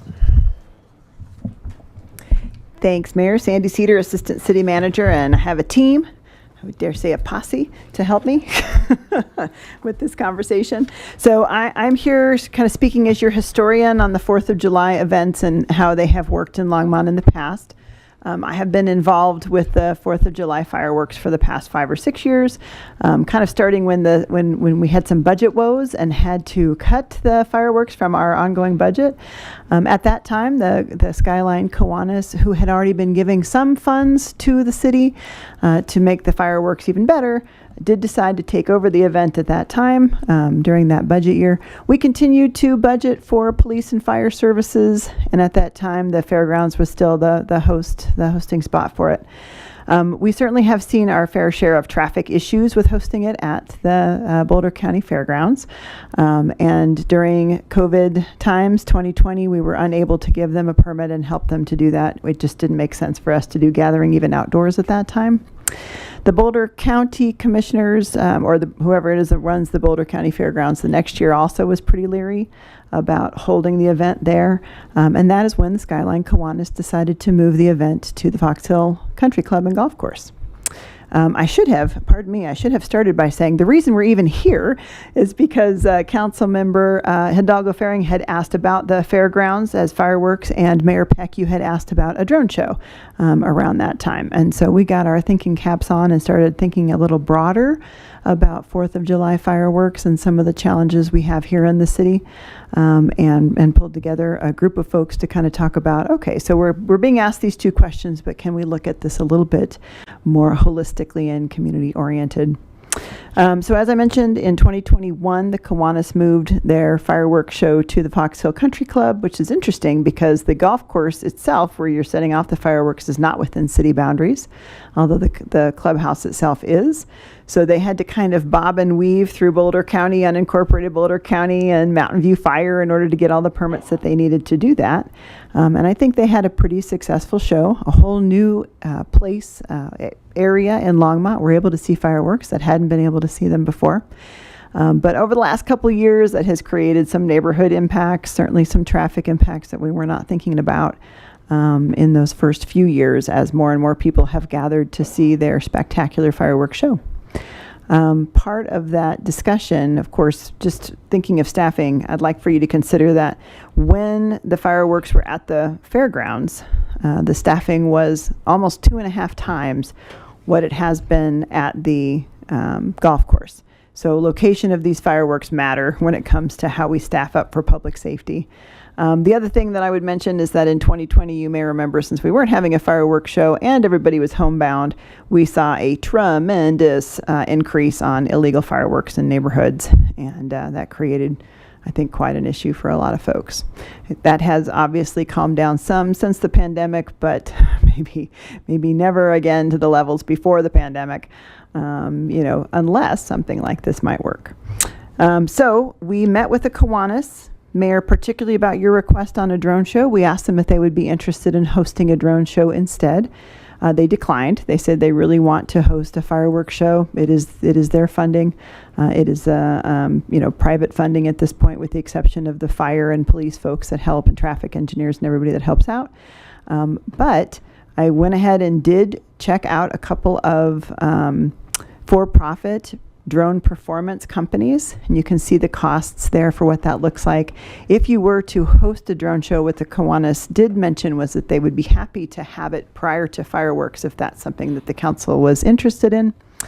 The private drone show companies do charge a premium for being on the 4th of July itself. If you were to change dates, then you would be able to have a show for about half the cost as it is on the 4th of July. But they can do all kinds of spectacular things, and in particular, Skyworks, I think, has just done some work with the Super Bowl during this last round, etc. So they're very cool. At the same time, I happened to get a call from Joe McBreen from the St. Vrain Valley Innovation Center, who was asking me questions about drones. So I called him back and asked him why he was asking those questions about drones, and he told me about his performance team that they've been putting together for the last year. They have 300 drones that they have rented. He feels at this point, when I first called him, he wasn't sure, but at this point, he feels that the students could put on a pretty nice show if the council was interested, for about $3,900, of which I believe our Next Light folks would be willing to sponsor. So we've kind of put together a whole bunch of conversation about this. The other thing that I think is important to note is that because the Fox Hill site is becoming a little tough to manage, we really consulted with our fire folks, fire marshal, and the fire staff. What they told me was that the fairgrounds was not a particularly great, safe place to have the fireworks, that there was a lot of people that got on site. There was a lot of people walking by that kind of entered the fireworks fallout zone. The Fox Hill one started off pretty secure, but it's had some rough patches since then as well.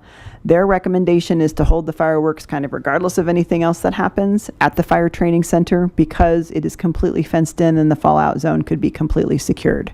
And so from their perspective, it makes for a safer place. So that, I think, led several of us to kind of get together and say, okay, so if we were to move the fireworks to a more secure location, perhaps have a drone show nearby or there or something to that effect, what else could we potentially put together to try to encourage people to not be in their backyard setting off illegal fireworks? And so that's where our friends from Recreation and from the Symphony came in. So before I turn it over to Ben to describe, what they kind of dreamed up, I want to make sure Harold didn't want to jump in there, because I may have said things backwards. I'm a little excited. Yeah, so part of the challenge at the Fox Hill location is that houses started being built out adjacent to it. So where there was once streets with no homes, there are now homes. So that started eating into where people were parking before homes started being built at that location. And that was one piece. The other piece, in terms of, at the same time, the Symphony was reaching out to us saying, we're looking for a different spot.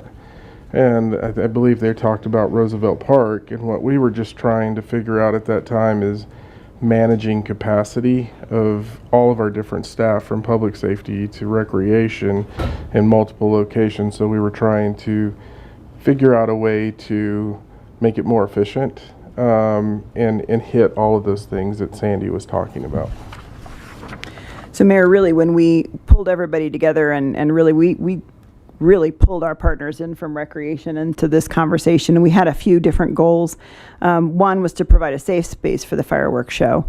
Two was to provide a place for the community to gather rather than setting off fireworks in their backyard necessarily. Three, providing an opportunity for the Longmont Symphony, who had been playing at Thompson Park, but I believe Thompson Park is under construction in this year, so they were going to have to move anyway, and have been interested in playing at the same time as the fireworks for a few years. Logistically, it just hasn't worked until potentially now. Provide the opportunity to highlight the St. Vrain Valley Innovation Center drone performance team, and have a better location to manage traffic, view the fireworks, and then provide an amazing community event. So I think our partners at Recreation have put something together pretty cool. So I'd like to introduce Ben so that he can kind of go through what the event itself is proposed. Good evening. Mayor Peck, council members. I'm Ben Wagner, Recreation and Golf Superintendent. Jeff was a little under the weather tonight, so that's why I'm here tonight.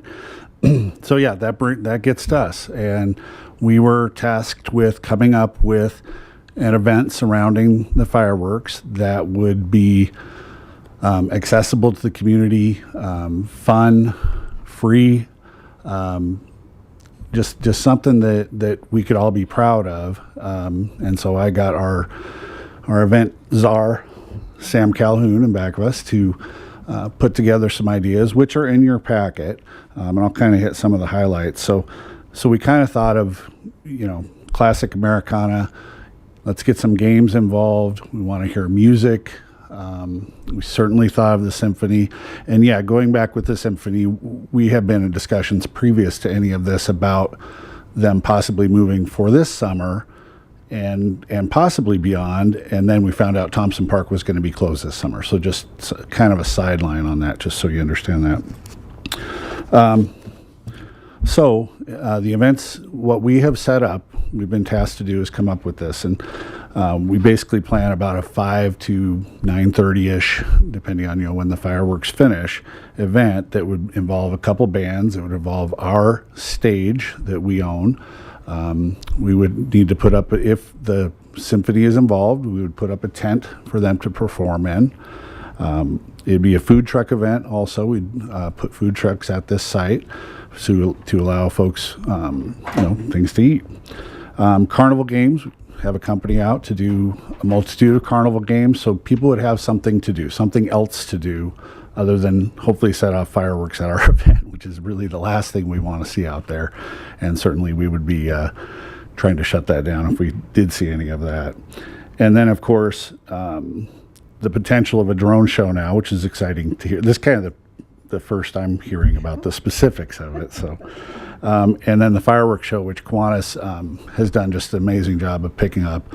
And we've worked closely with them. We feel like we have a really good relationship with them to be able to do this. So talking about the venue, and I know you guys will have questions on that. The way we looked at it, and in your packet, you'll see a map. We've actually made one change. There's a purple area on the map that we had set up. Kiwanis had requested a beer garden area, and we actually moved that to a mown area that's just to the east of the current grass area. So if you're familiar with the site, there's a mowed bluegrass area. That's where we would put our stage and the tent for symphony. And just to the east of that, in a mown area along the walkway, we would put the beer garden. So that's what we've come up with. We would need to get involvement from, our sanitation folks, our police, everybody else.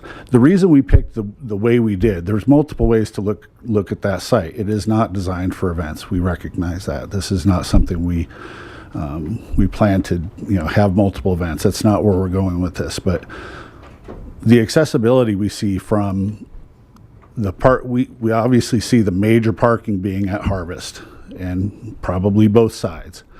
And they access that through the two bridges. That section that we put that we've designed this is the easiest to access. So we also know we'll need to do some transport. We imagine setting up an accessible parking in Harvest Junction, doing some transport that way, but primarily people are going to be walking up. And when you come to the back of Harvest Junction, you'll be able to see what we're doing. So that's why we picked this spot. We do have other options. There are other options on site. I should mention those. That we can look at adjusting. This one we feel like provides the best experience for the citizens of Longmont, and we're guessing a lot of people. That's just the truth of that. That's about all I've got with that. Did I cover anything? That's good, yeah. I think that's good. And of course, Mayor Peck and members of council, this is just kind of the outline and the discussion. We certainly would, are looking for your feedback. we would probably be closing Boston Avenue, probably be closing Martin Street so that people could stay on the paved areas there and be able to watch. Of course, it may be pretty hot, so it'll kind of depend on what that looks like that weekend. But the other piece of it is that if in your council communication, you can see kind of how we divvied up all the different roles and responsibilities. You can see the high-level budget thought from the recreation staff. That doesn't include the $50,000 for the fireworks. That's its own separate line item. And that's coming from the Kiwanis 100%, nor the drone show, which, like I said, we're hoping will be sponsored by Nextlight. And past that, we would be looking for those funds from the city manager contingency in this year, and then work on budgeting that next year for your consideration. So in this year, obviously, it's not something that we budgeted for since we're trying to kind of figure it all out. But it has been a really amazing coming together of everybody. Our staff on recreation really pulled together a nice proposal. And of course, the Kiwanis, the Longmont Symphony has always been a great partner, and the Kiwanis has always been a great partner, helping us to continue to have a fireworks show in Longmont. So then I'll turn it back over to Harold for any final thoughts. Yeah, I think to Ben's point, even as late as Friday, we were out at the site looking at it going, well, what works? Where do we need to go? How do we keep people off the natural areas? And really flipped our mindset to say, no, we want to move them here. We actually want to fence out or protect the natural areas so we don't have folks encroaching on those based on the comments that we've seen, because that was important. Obviously had David Bell, Jim Crick, and everyone talking about what's the ideal location if we do it there. We even talked about the concept of, what if it rains on the 4th of July? Because it happened last year. We've had a few 4th of Julys with rain, and going, well, do we move it on to more of the road? The concern with the road's the heat if it doesn't rain. And so, again, just thinking of different options and trying to figure something out, but also taking the input from our public safety staff in terms of the challenges that they've had at the other locations, and then the safety issues that we need to take into account, primarily with that fallout zone. So it looks like we're open for discussion, unless, Sandy, did you have more that you wanted to add? No, that's all I was going to mention, Mayor, is that we're just looking for some direction. If council wants us to continue this conversation, then we'll continue to plan this event. If there's any changes or any other options you would rather us look at, that's certainly fine. This is just a proposal for you to consider. So let's start with council comments and questions on what was in the council comm. So it looks like Councilor McCoy has his light on first. Thank you, Mayor Peck. Thank you, Sandy and Ben and Harold.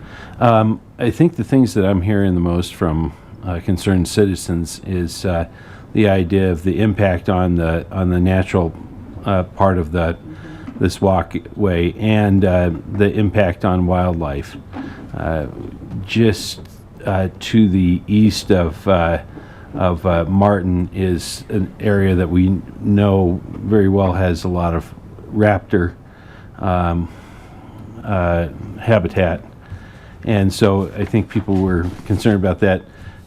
From a safety point of view, I'm concerned, nighttime around water, that sort of thing is concerning. I'm sure it's beautiful, but I'm also concerned of the possibility of, young children and around water and steps and things like that, and uneven terrain. Those are the sort of things that mostly concern me about this. But I just have one quick clarifying question. On your map that you have here, you had the purple area and the kind of a fuchsia Midway Carnival area, and you're saying, and then I see the yellow food truck and Longmont Symphony Orchestra tent area there. Are you saying then there's a walking path there to the east of that? That's where you were thinking about having the beer garden and? Yeah. Councilor McCoy, that's if you see it's a tiny little map, but if you look directly to the east of the stage, which is represented by the little yellow piece, there's a stone pathway, so it's kind of right next to that, correct, Sam? Along the path is where we would put that, and that is a mown area. So there'd be a walkway directly to that. There'd be a pathway down to the bigger grass area. You feel like that was a better spot than where we had it originally. And then, we have a member of the public that's owns a business in that area, the D-Barn, with the idea of, historic buildings, and I think people are a little nervous about, after the Marshall Fire, things not going quite as planned, especially with fireworks. I'm concerned about a lot of this, and it seems cool, but it also there's that hesitation. So I'll hear what other council members have to say and see if they come up with any solutions or ideas. Councillor Martin. No, I don't have my light on. Oh, I'm sorry, Chris. Sandy, tutor me about this. Does the city, is it required to have insurance for the fallout zone? And especially if we're talking about a drone show, is there insurance required? In this particular case, because we are the ones that are kind of regulating the fireworks, we carry the insurance. Yes, in this particular case. Now, the drone show, that's a good question. We'd probably have to work with our risk management department to try to figure that out. I don't think we have a location for where they would take off from at this point, because we wanted to see if you were interested in pursuing that before we would determine that. I will tell you that they did a little practice show last week from the Innovation Center itself, and I was able to see it from Civic Center. So I do think that even if they were able to just stay on their own property, that people would be able to see it in a different location. So, but we have not set on that, and we would have to obviously pull together a contract for that and determine insurance needs at that time by our risk manager. Yeah, I wondered about that because I think you can see it for quite a distance. Yeah. Pretty impressive. So insurance, if we're talking about like D-Barn and all that, and a fire happening there, that would be the city that would handle. Yes, but concerns. It's my understanding from our fire folks that being able to use the fire training center really does cover the entire fallout zone for the fireworks. I mean, you're right. Of course, something, unexpected things can happen, but they felt much better actually about having an enclosed place, that they really had more control over. Well, I've heard a lot of enthusiasm about this. I think it's time for a party, a city party. Councillor Yarbrough. Thank you, Mayor. Sorry, I'm kind of low. I just wanted to clarify a few things. Will there be a shuttle from Harvest Junction, Harvest area to the area of where the band, if you're going to shut off those streets? So will there be shuttles for people who may not be that may have mobility issues and can't walk that far, especially if they're across the street, like by Lowe's and everything?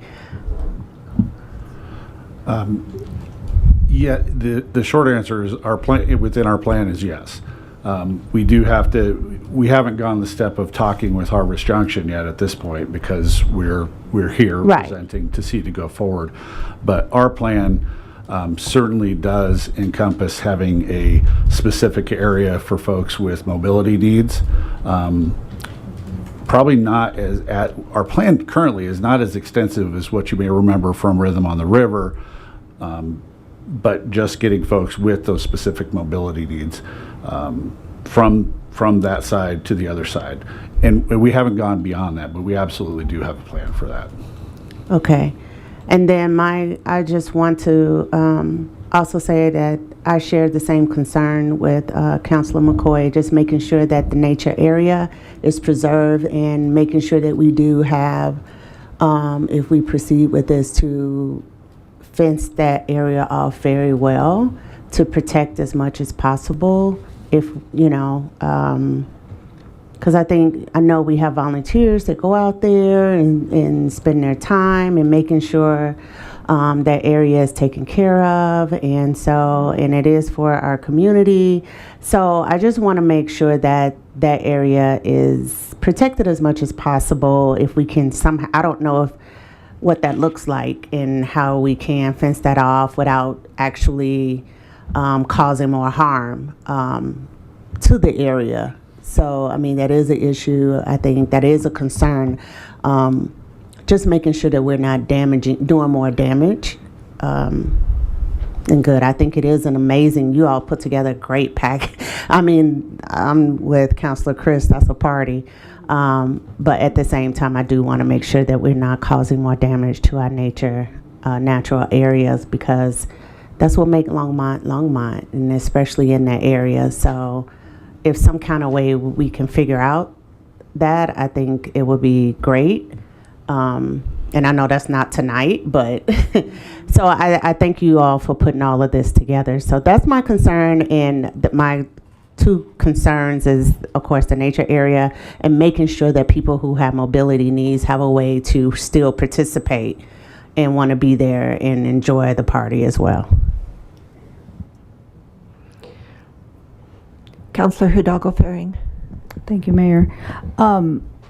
So my feeling is, I would like to explore this further. Bring this back. I like the idea of adding the attractions component.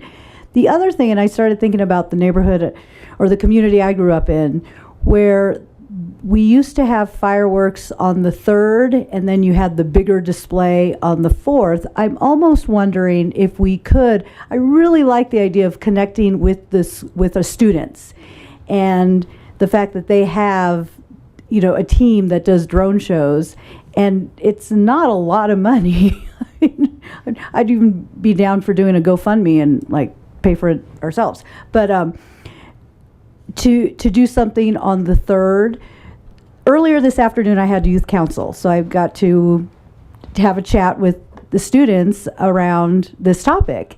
And it was interesting to hear, their response. I mean, they were kind of torn between the idea of drone show and fireworks.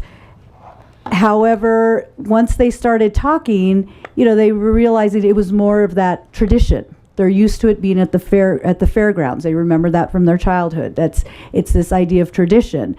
One of the things that one of the students had mentioned, it was like, well, if we try it this year and it's a flop, we can always go back next year. It's not, forever change. So the openness to change, I was really encouraged by our youth on that, in that regard.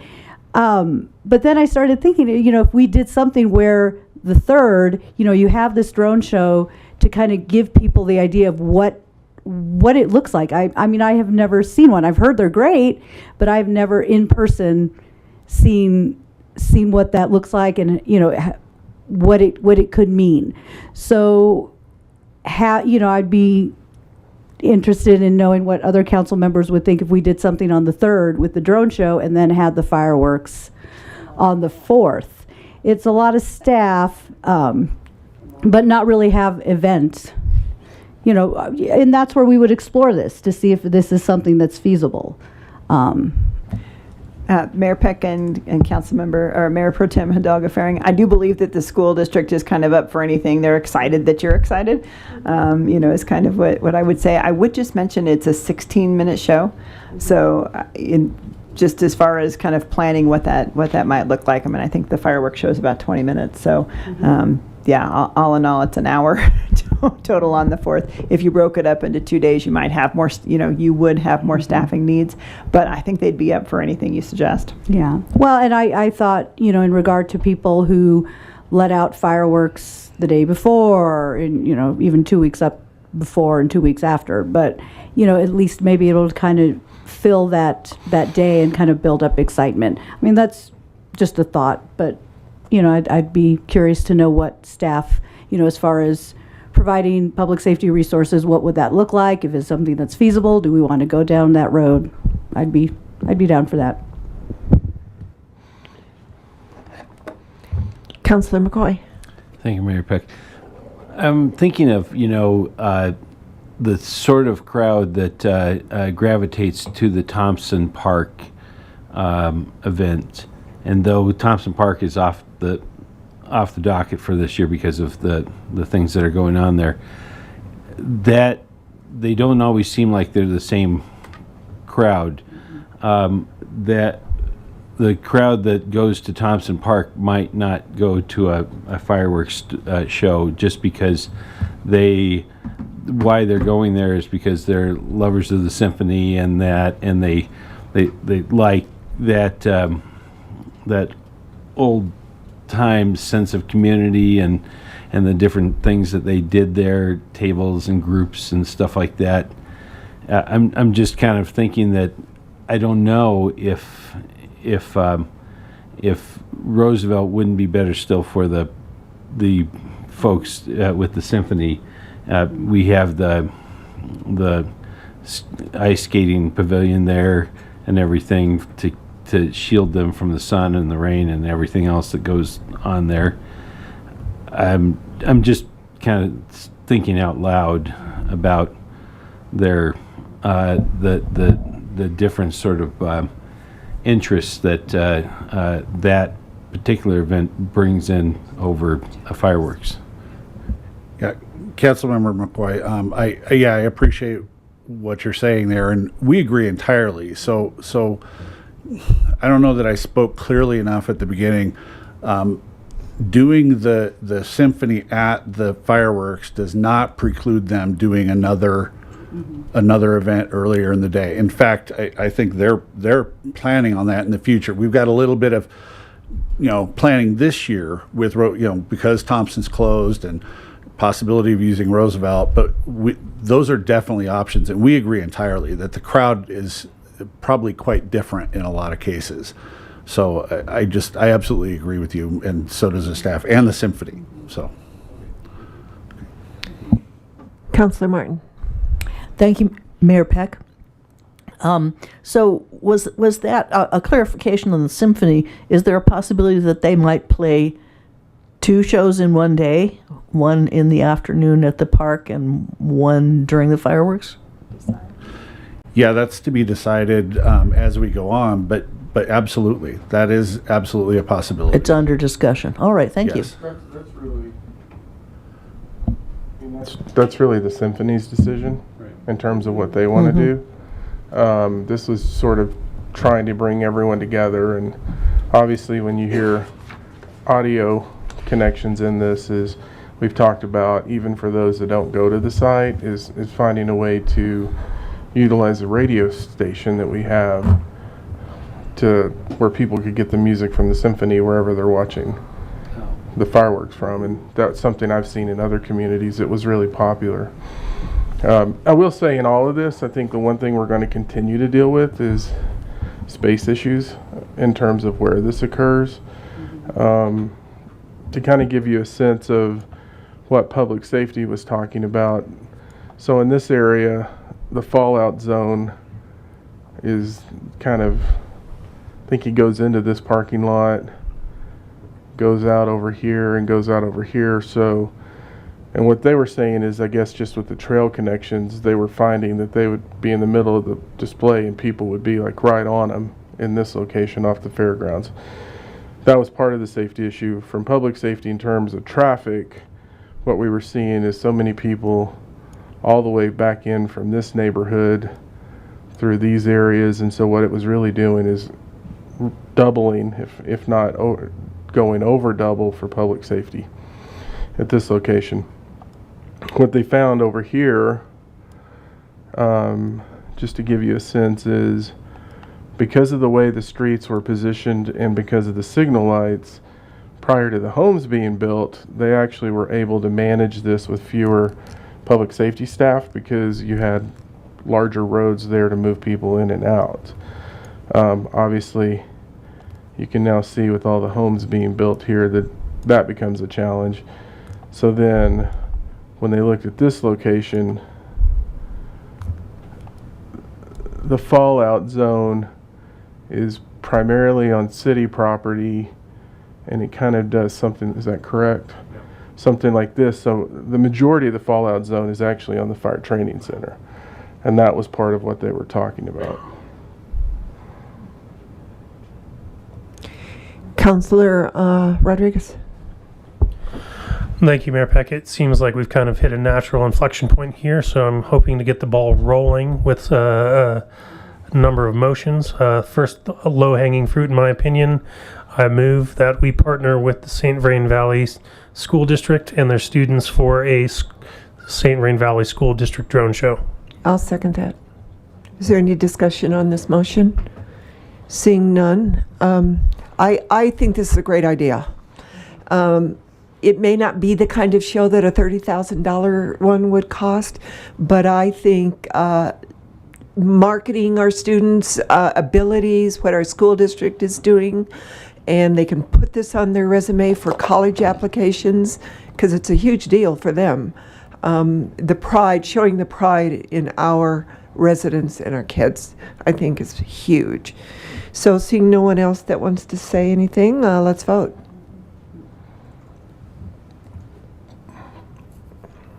That carries unanimously. I have a question because of the concerns on both sides. Have it at Dickens Farm, have it go back to the fairgrounds. Have it at, I've heard both of them. So in doing that, I did some research and went back to the Parks and Recreation Master Plan. What was the purpose of Dickens Park? And there was just one sentence in there that caught my eye. The Parks and Rec Master Plan stated that Dickens Farm was not to be used for anything but passive recreation.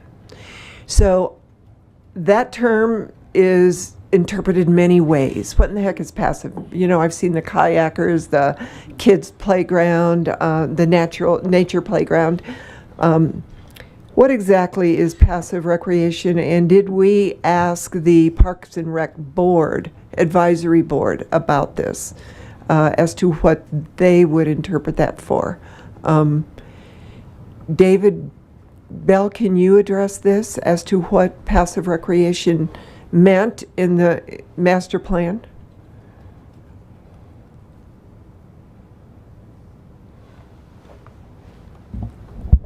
Mayor, while David's coming down, I should mention that there's no guarantee that we could get the fairgrounds anyway at this point. Just, I want to point that out. Oh, good point. That usually they reserved, back in the day, they would reserve the fairgrounds in August for the next July. I just don't know that answer. Okay. Yeah. It's worth looking into, though. Mayor Peck and Council, in addition to Parks and Rec Trail Plan, we also have the Dickens Fairground Master Plan too. So we have some guidance there. Okay. The best thing is other open space agencies and even the city, we did the Button Rock Master Plan, looked at what really the definition of passive recreation was. It really was low impact, bird watching, hiking, moving through the park, non-motorized activities, and even to the point of, you know, no play that has rules engagement. So you couldn't do a soccer game or a football game. So those little other things. There's really no solid definition. It's really more of what we would say is the hiking, biking, moving through, fishing, birding. They do enumerate those in some of those in the master plans as well too. As Button Rock is a place we use that definition. So I'm wondering if we should, and that's why I asked about the advisory board. Do they think we should stick with this passive and hold it true? I would like to hear from them. Was this brought up to them at all? We have not asked them yet. Mayor Peck, just as a reminder, we started this by trying to answer your questions and Councilmember Hidalgo Faring's questions. So if you would like us to take it back to the Parks and Rec Advisory Board, we certainly could do that. I would. I want to make a motion that we take. Pardon me? What? I'm just saying we have plenty of time. Go ahead. That we direct staff to take back to the Parks and Recreation Advisory Board the meaning of passive recreation and what we are planning at Dickens Farm for the 4th of July. Does that meet that definition? Do we have any discussion on this motion? If not, seeing none, let's vote. McCoy. No, McCoy. Oh, I'm sorry.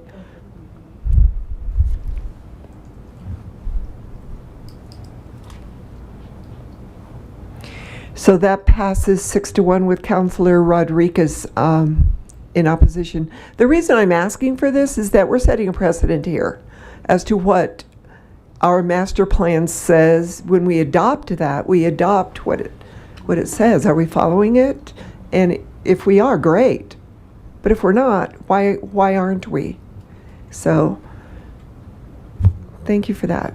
There are some other things I think that they need direction on, and that is, do we want to divide this and have the symphony at Roosevelt, and I'm thinking maybe the food trucks? If depending upon what the definition of passive recreation is.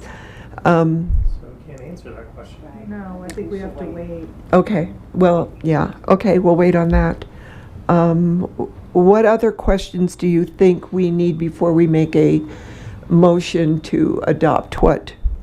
Anything else in this? We have to wait now until we hear from Parks. But I still would like that information to go to Sandy. What else are we looking at that we might, depending if they say it's all fine, then they already know what else we want to look at. I mean, I like it all. Okay. I do. Okay. The funding. I was going to make a motion that we take it out of the council contingency I fund. don't think you have enough. Well, it depends. Okay. It depends upon what we come up with. Yeah. Right now, we don't know. We can split it if you want, or we can bring it back and forth. We can bring that back to you where we can split that so it's not overly impactful to either budget. If I looked at the council contingency correctly, and Jim will probably correct me, that after the $3,000 to the Northern Arapahoe kids, we have $143,854. After the carryover. Right. Correct. Yeah, that's with the carryover. So we can discuss that later. Yeah, I just didn't want to pull your somebody volunteered my contingency, but. But I think I didn't, for me personally, we don't know what's going to come the remainder of the year. And so I didn't want to pull, part of it is I don't want to pull a council contingency so narrow that then if something comes up, but I think if we could split it, okay, 50-50, then that keeps both contingency funds somewhat strong. Okay. As we're looking at this, but we can bring you the financials on that if you want to move forward. And what I said to Sandy earlier, council can say, we're fine with just doing the fireworks here, but no event. We're fine doing the fireworks here, but can we focus the event more on the street and not on the park? I mean, there are options that you all can move through once we bring that information back to you all. Well, the one thing that we didn't get full compliance on is the firehouse for the fireworks show. What'd you call it? Training center. Like the firehouse. Whoa. So does everybody agree? We don't need to make a motion really. Can we just agree that we all think that the training center is the place for the... Yes. Okay, I think we're unanimous on that. Whew, got something through there. So, Councilor Martin. Thank you, Mayor Peck. A couple of questions and a motion, at least one motion. Do we have a motion to direct staff to find out whether the fairgrounds would be available as an alternative? I'll second that. Then I'll make it a motion. I know, if you make a motion, I'll second it. Any discussion on that? Seeing none, let's vote.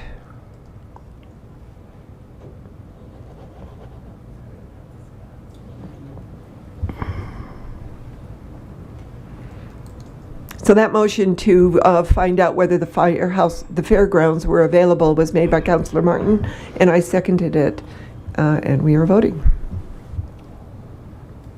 And that carries unanimously. I think it's good for us to get all of these things up front so we know exactly what we're talking about. And for the residents, I think to be able to actually answer them, for me, is always good. So the other thing I wanted to bring up, and I mentioned it. I did have a second question. Oh, you did? I'm sorry. Okay. And then a couple of other, schedule options. We don't have an answer about what the options are for the symphony. And I think we should get a list of options and possibly, we have a concert band. We have maybe other groups that might want to perform if we have festivities going on all day. So I would like a list of options depending on what, what other options we choose out of the list that's coming back to us. We might want to consider different options for live music. So I move that when you come back, you present a list of options for live music from local performing groups, especially the symphony, since they traditionally do it. So a motion was made by Councillor Martin to have a list of options for musical performances on the 4th or 3rd, and that was seconded by Councillor Christ. Is there any discussion? Seeing none, let's vote.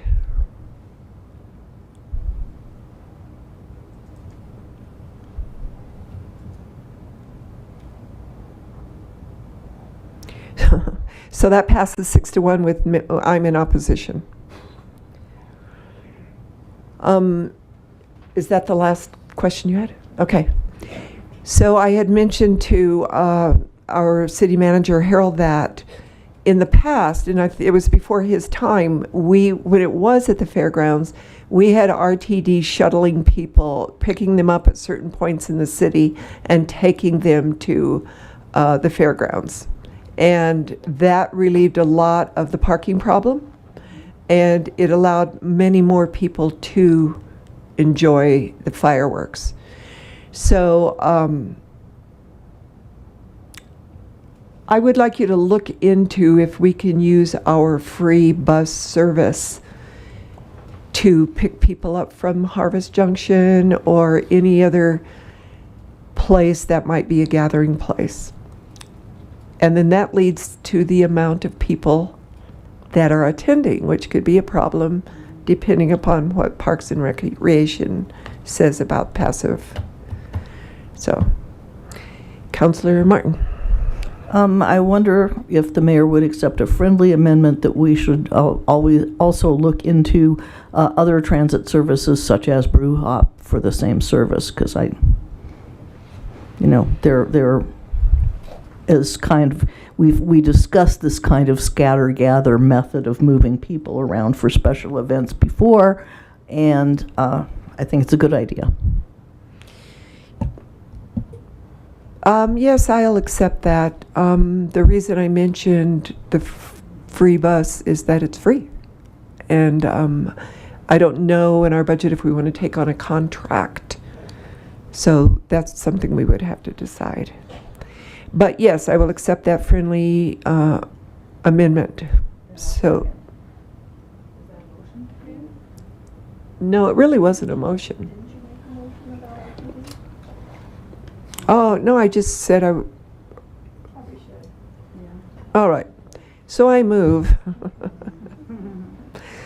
to direct staff to look in the possibility of our free bus service along with perhaps another outside vendor that would be willing to shuttle people if our free service would extend to using it for this purpose. And I guess Councillor Martin seconded that. Any comments? Seeing none, let's vote.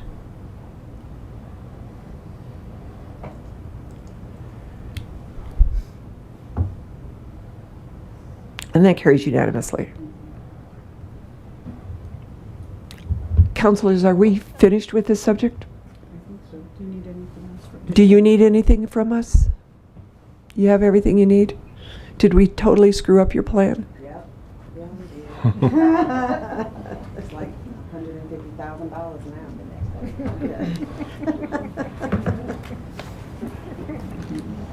now. Perhaps it will be. We don't have that much money in our contingency.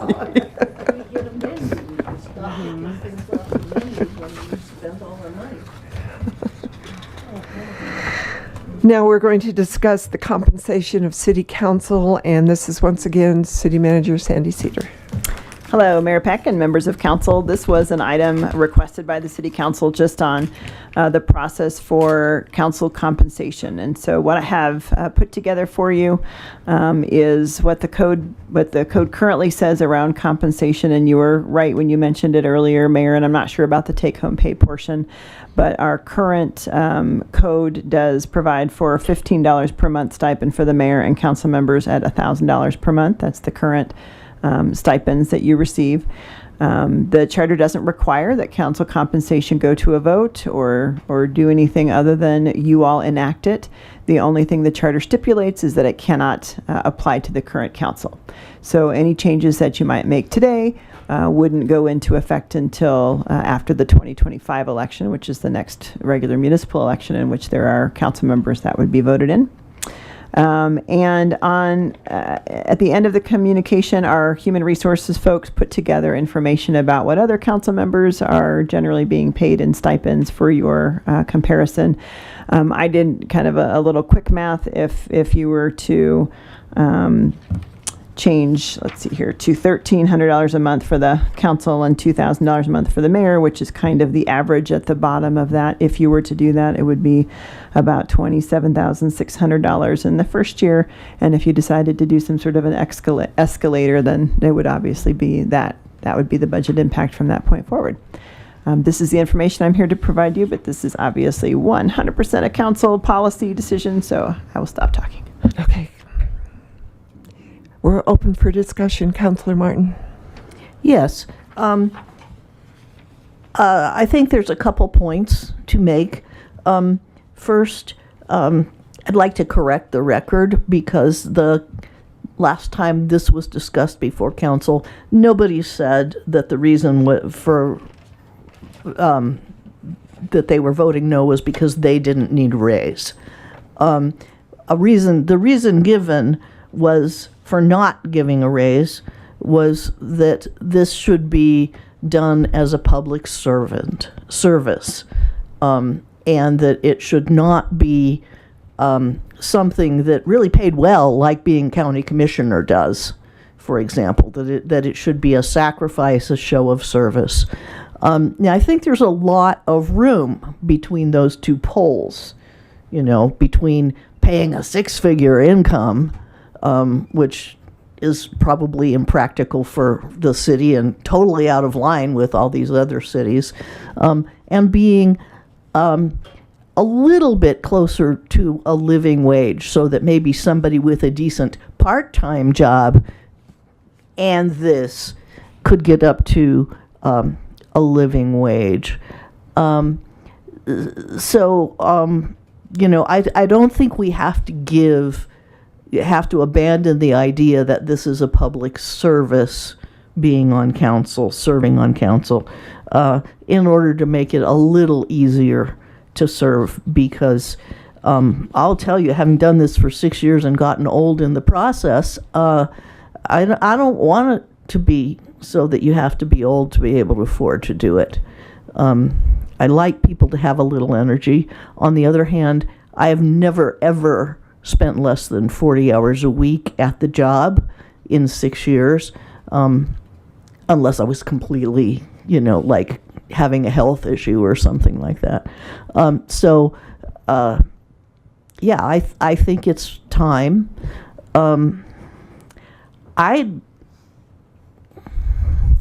I really wish, I don't know how hard this would be on the budget, but I really wish that what we could do would be to convert the original stipend into present day dollars, which would put us above everybody, I guess, but Fort Collins.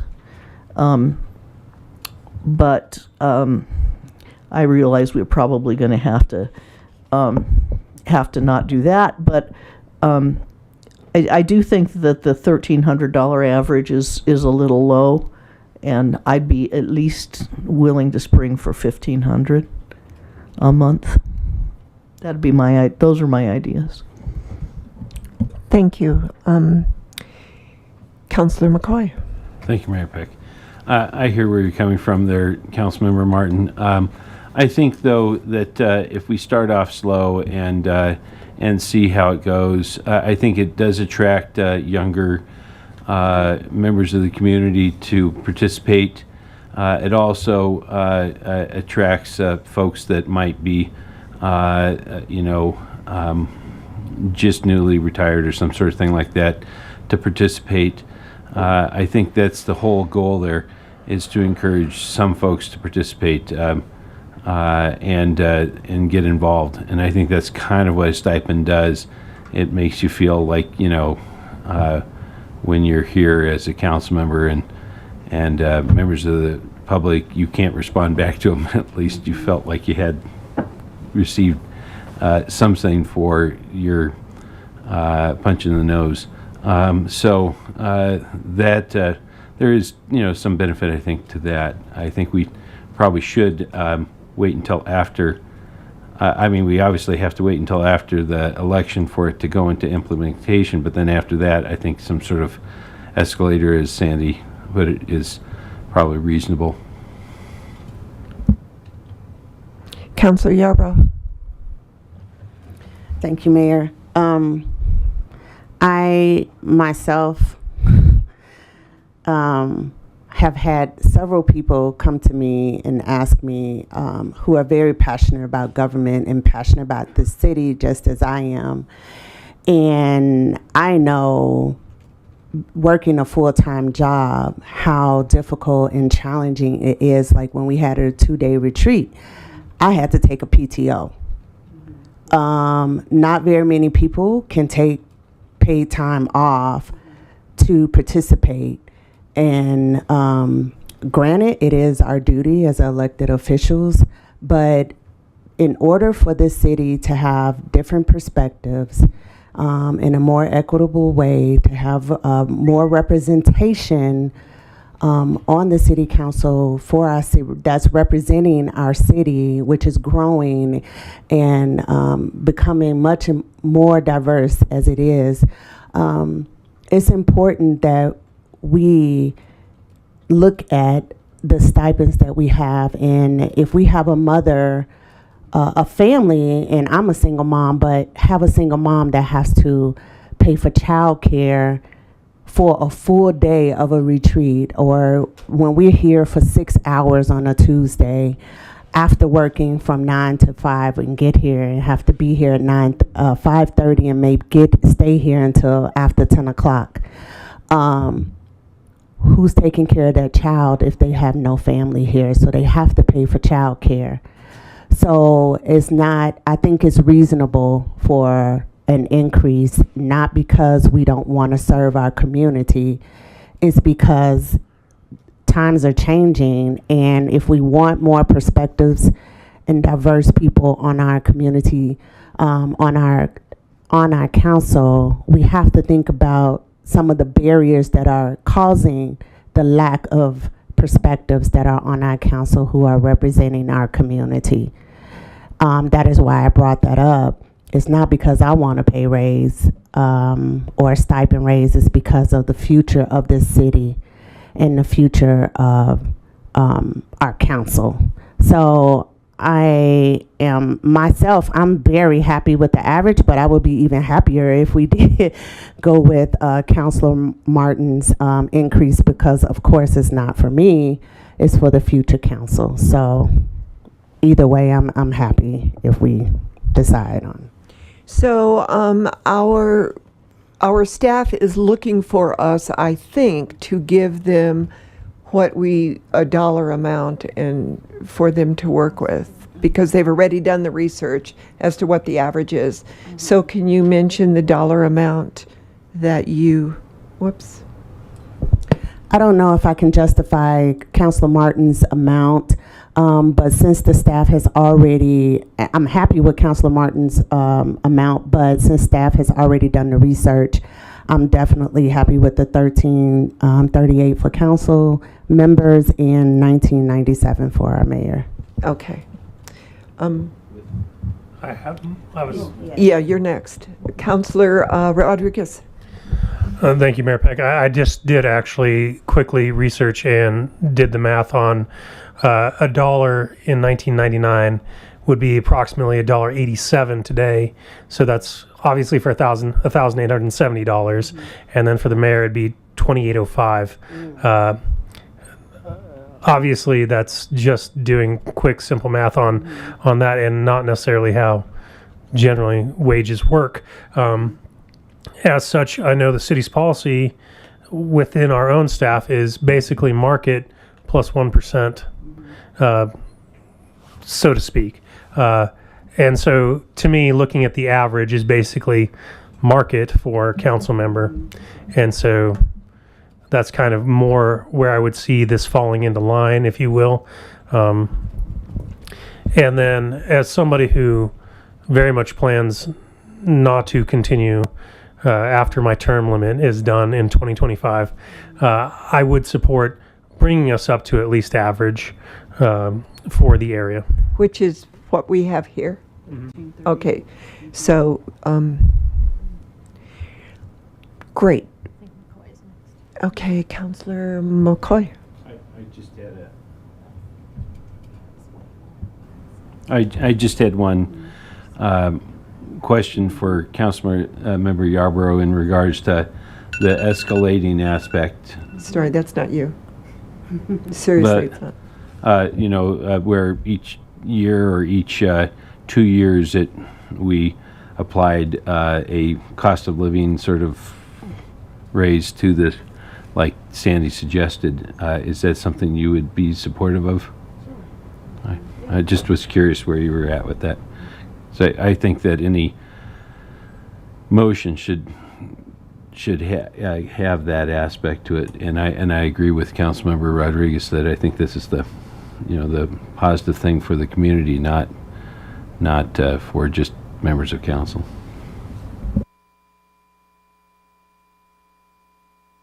Councilor Christ. So just for the public's knowledge, 2.5 months in, I think just the have-to requirements of the job have been over 90 hours. And for the public's information, we all serve on about 6 different boards or commissions. So I don't know if council members can ever be fully compensated. I think there's always going to be an element of community service.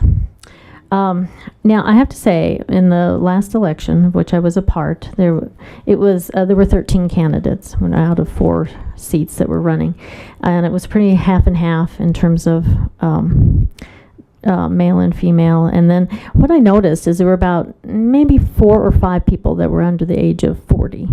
And the council now, as it sits, there's 5 of us that are mid-career. In other words, we still work. And I think what would help me most, since I feel like I could never adequately be compensated for my loss of billed hours, what would help me most is if it was easier to maintain my regular job and be a council person. And so I've started making a list of things I thought might be helpful. One problem is the length of the meetings. What could we do to make them more efficient? And pace of the schedule, maybe. Maybe pace it out a little bit differently. I was also wondering about collaboration within the boards and like conjoint initiatives, sort of maybe combining boards so that we don't have such a heavy burden of 6 boards and commissions each. When we're talking about a dollar amount, and let me say that as we're looking at the community and affordability in the community, it occurred to me that rather than put more on the budget for our pay, is there a way to reorganize the pay that we already get and I don't want to shock anyone here, but I do sometimes have wild ideas. And one of them was to shorten the council to 5 members. In other words, 3 ward seats and 2 at large. The mayor is an at-large seat as well, which would make the split about $1,400 per council person and $1,900 for mayor. I'm just saying, reorganizing the math. If that were to happen, we'd have to combine the boards, I think. And then there was another thought, and that is the Longmont Housing Authority seems to not need as much input from the council as it did when you first took it over. And I wonder if maybe that could go to quarterly, which would save a Tuesday, so we could pace the schedule a little bit differently so we get home by 9:30 bedtime. I do. So these are just ideas that are outside of, but may adjust the pay, and would be personally helpful for me as a working council member. So, Councilor Christ, all of the things you brought up can be discussed at another meeting, because those are council decisions, but we're here tonight to look at what was proposed. Do we agree with it, or do we have another proposal for okay, so the recommended compensation? option is council policy direction. So I guess I would move that we come back with some other ideas, not necessarily a direct pay raise for council, but ways to make it a more livable situation for council. Is that a motion? I move. Can I have a second? Not seeing a second, that dies for the lack of a second. Councilor Martin. Thank you, Mayor Peck. I move that we increase council wages for the next council after the election to $1,500 for a council member and $2,000 for the mayor.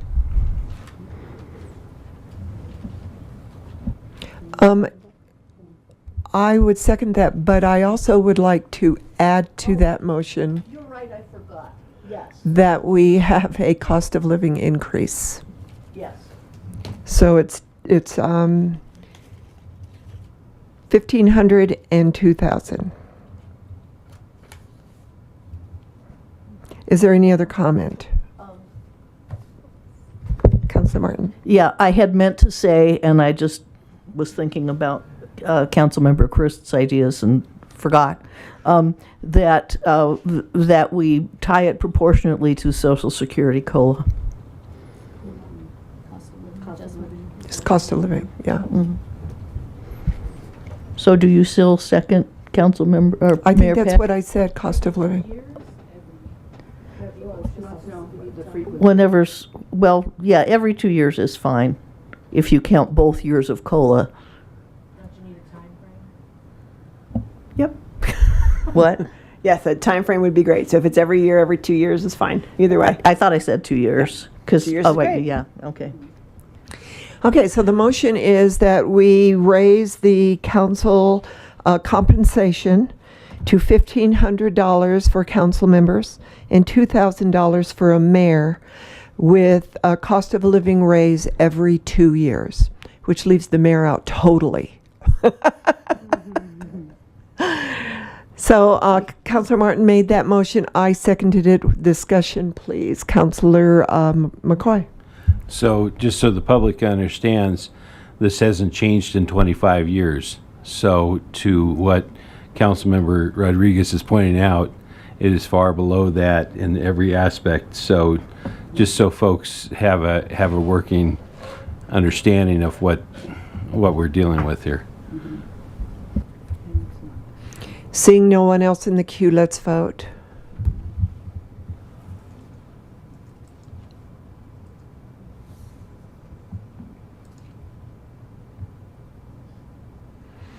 And that passes 6-1 with Councilor Christ in opposition.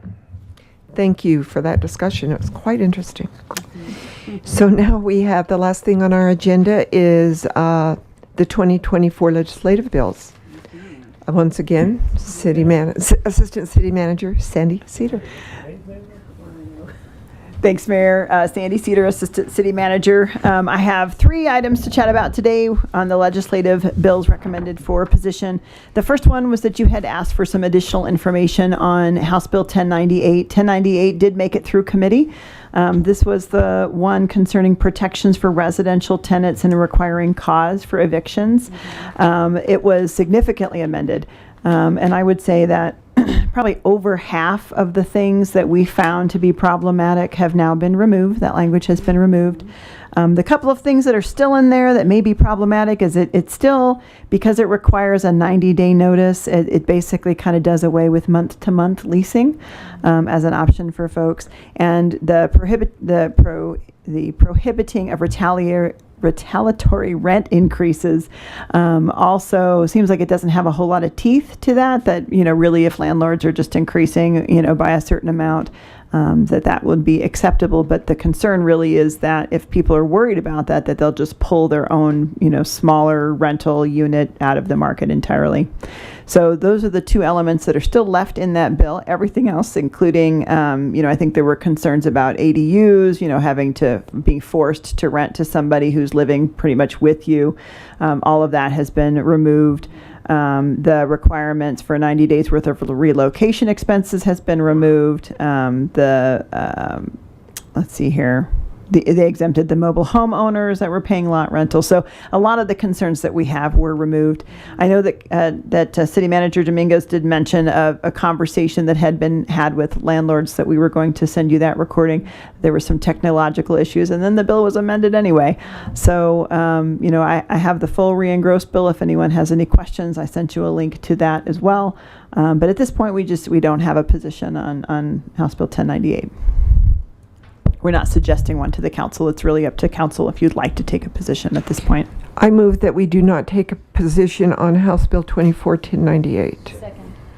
It's been moved by myself, and it has been seconded by Councilor McCoy. It's open for discussion. Councilor Martin. I am all right with not taking a position tonight because I have not had a chance to read the re-engrossed bill and would like to. However, there are some influential people in the housing movement who would really like the city council to take a position on this bill. So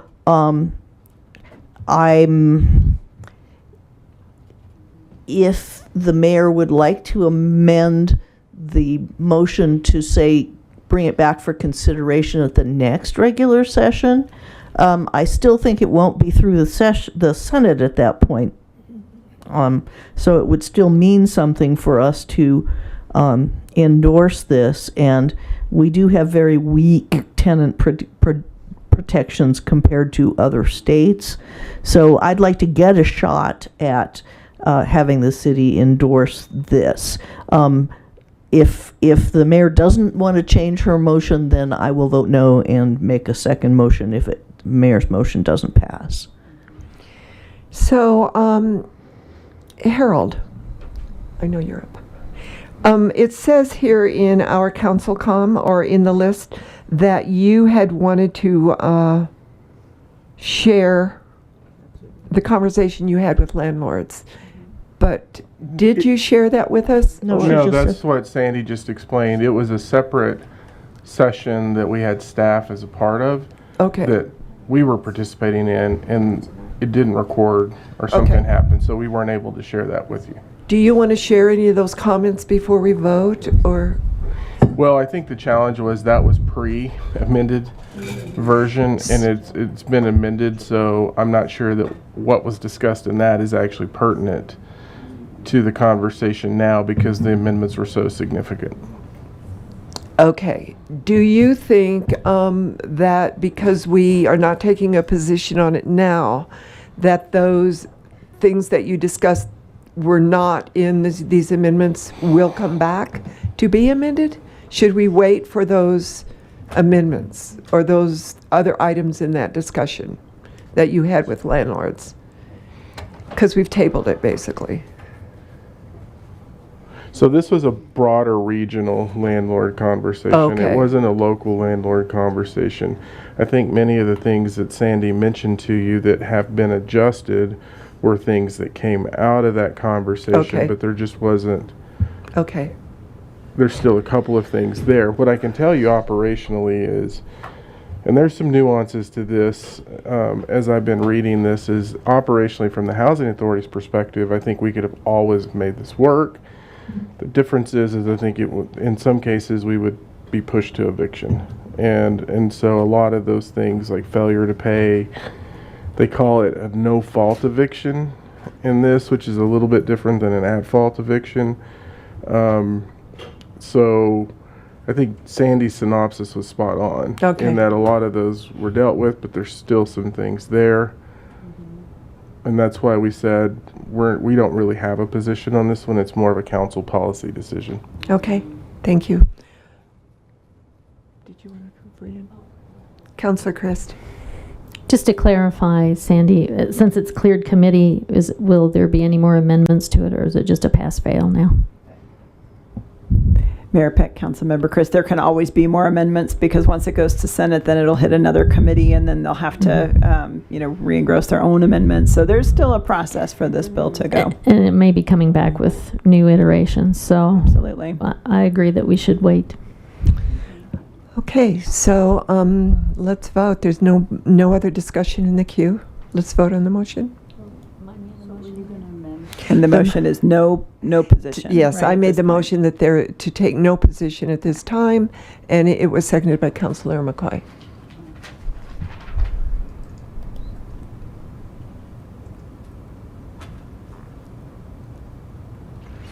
So it passes 5-2 with Councillor Hidalgo-Faring and Councillor Martin in opposition. Thank you, Mayor, and thanks to Molly O'Donnell for helping with all the analysis on this, as well as Erica in our office.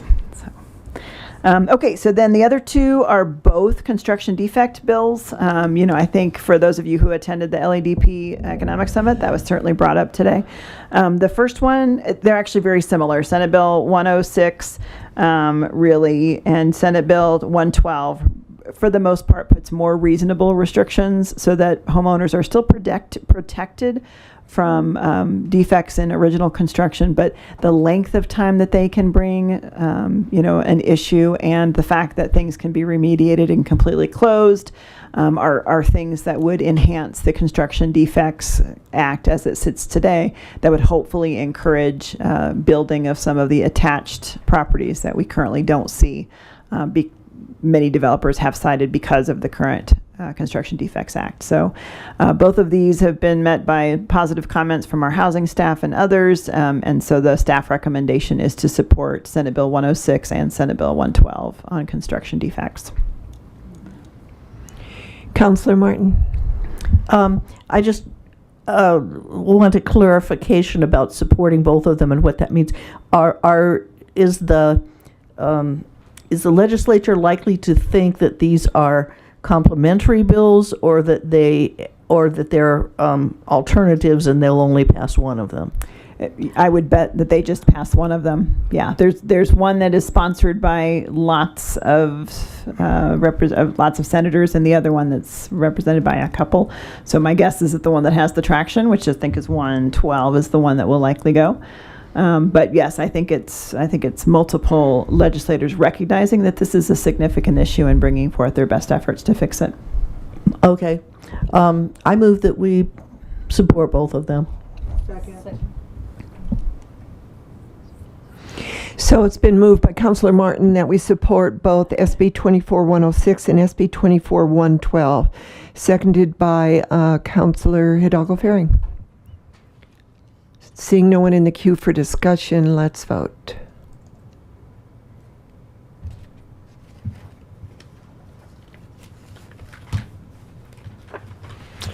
I can't decide.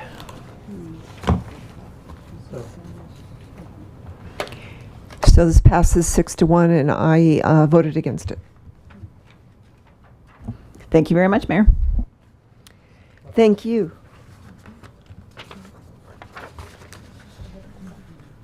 So we're Final call, public invited to be heard. Is there anybody that would like to address the council?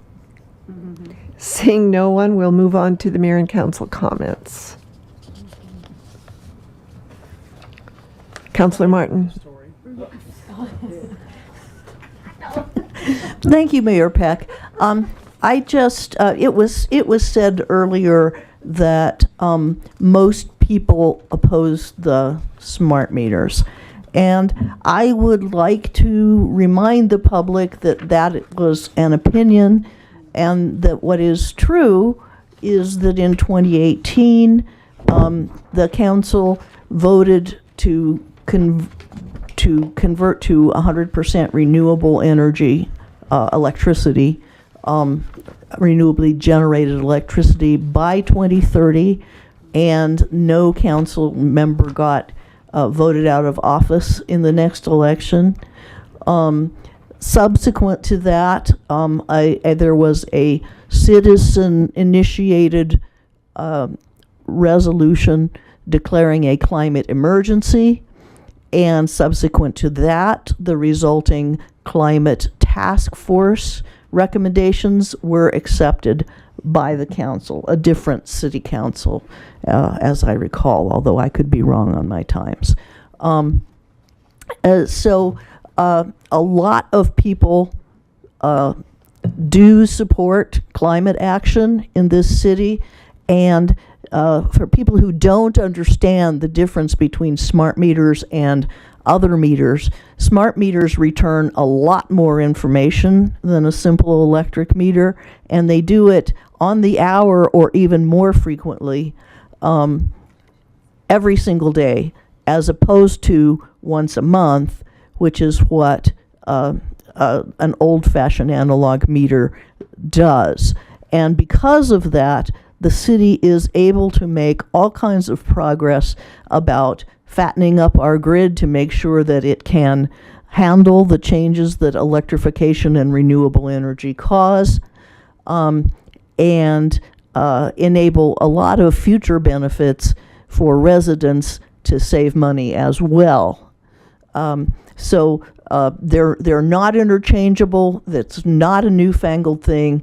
And if you're worried about climate change, you should be in favor of the advanced metering infrastructure or the smart meter network.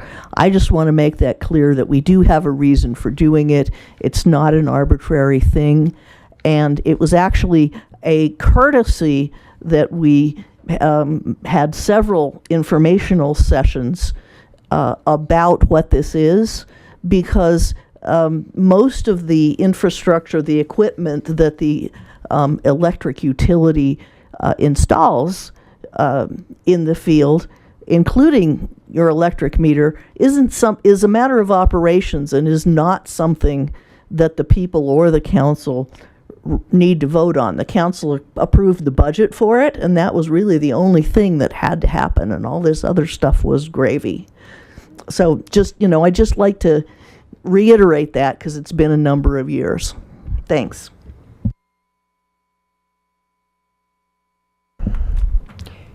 Does anyone else have anything to say? I put on every council member's, by your computer, what we discussed in the pre-session. The Code of Ethics is going to be coming back. If you want to pull it on the ordinance, these are the things that we changed. So if you want to discuss it at that time, I just wanted to give you a little headway that that's what we would be doing. I want to thank Eugene and Harold and the legal staff and City Council for helping us through that. I also want to say that on May 18th, there is going to be an early childhood march.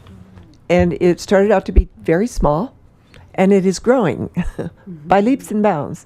And it is to promote and bring awareness to the shortage of childcare in our region. So when I get all of the information, because we're still working on it, I'm going to bring it back for support from council and hopefully give some dollars toward the effort from our council contingency. So that's just a heads up.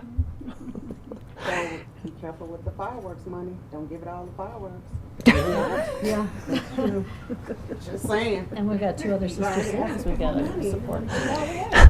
Well, we would have 120,000 left, so I think we're okay. City manager remarks. Comments, Mayor, Council. City attorney. No comments, Mayor. Thank you. Can I have a motion to adjourn?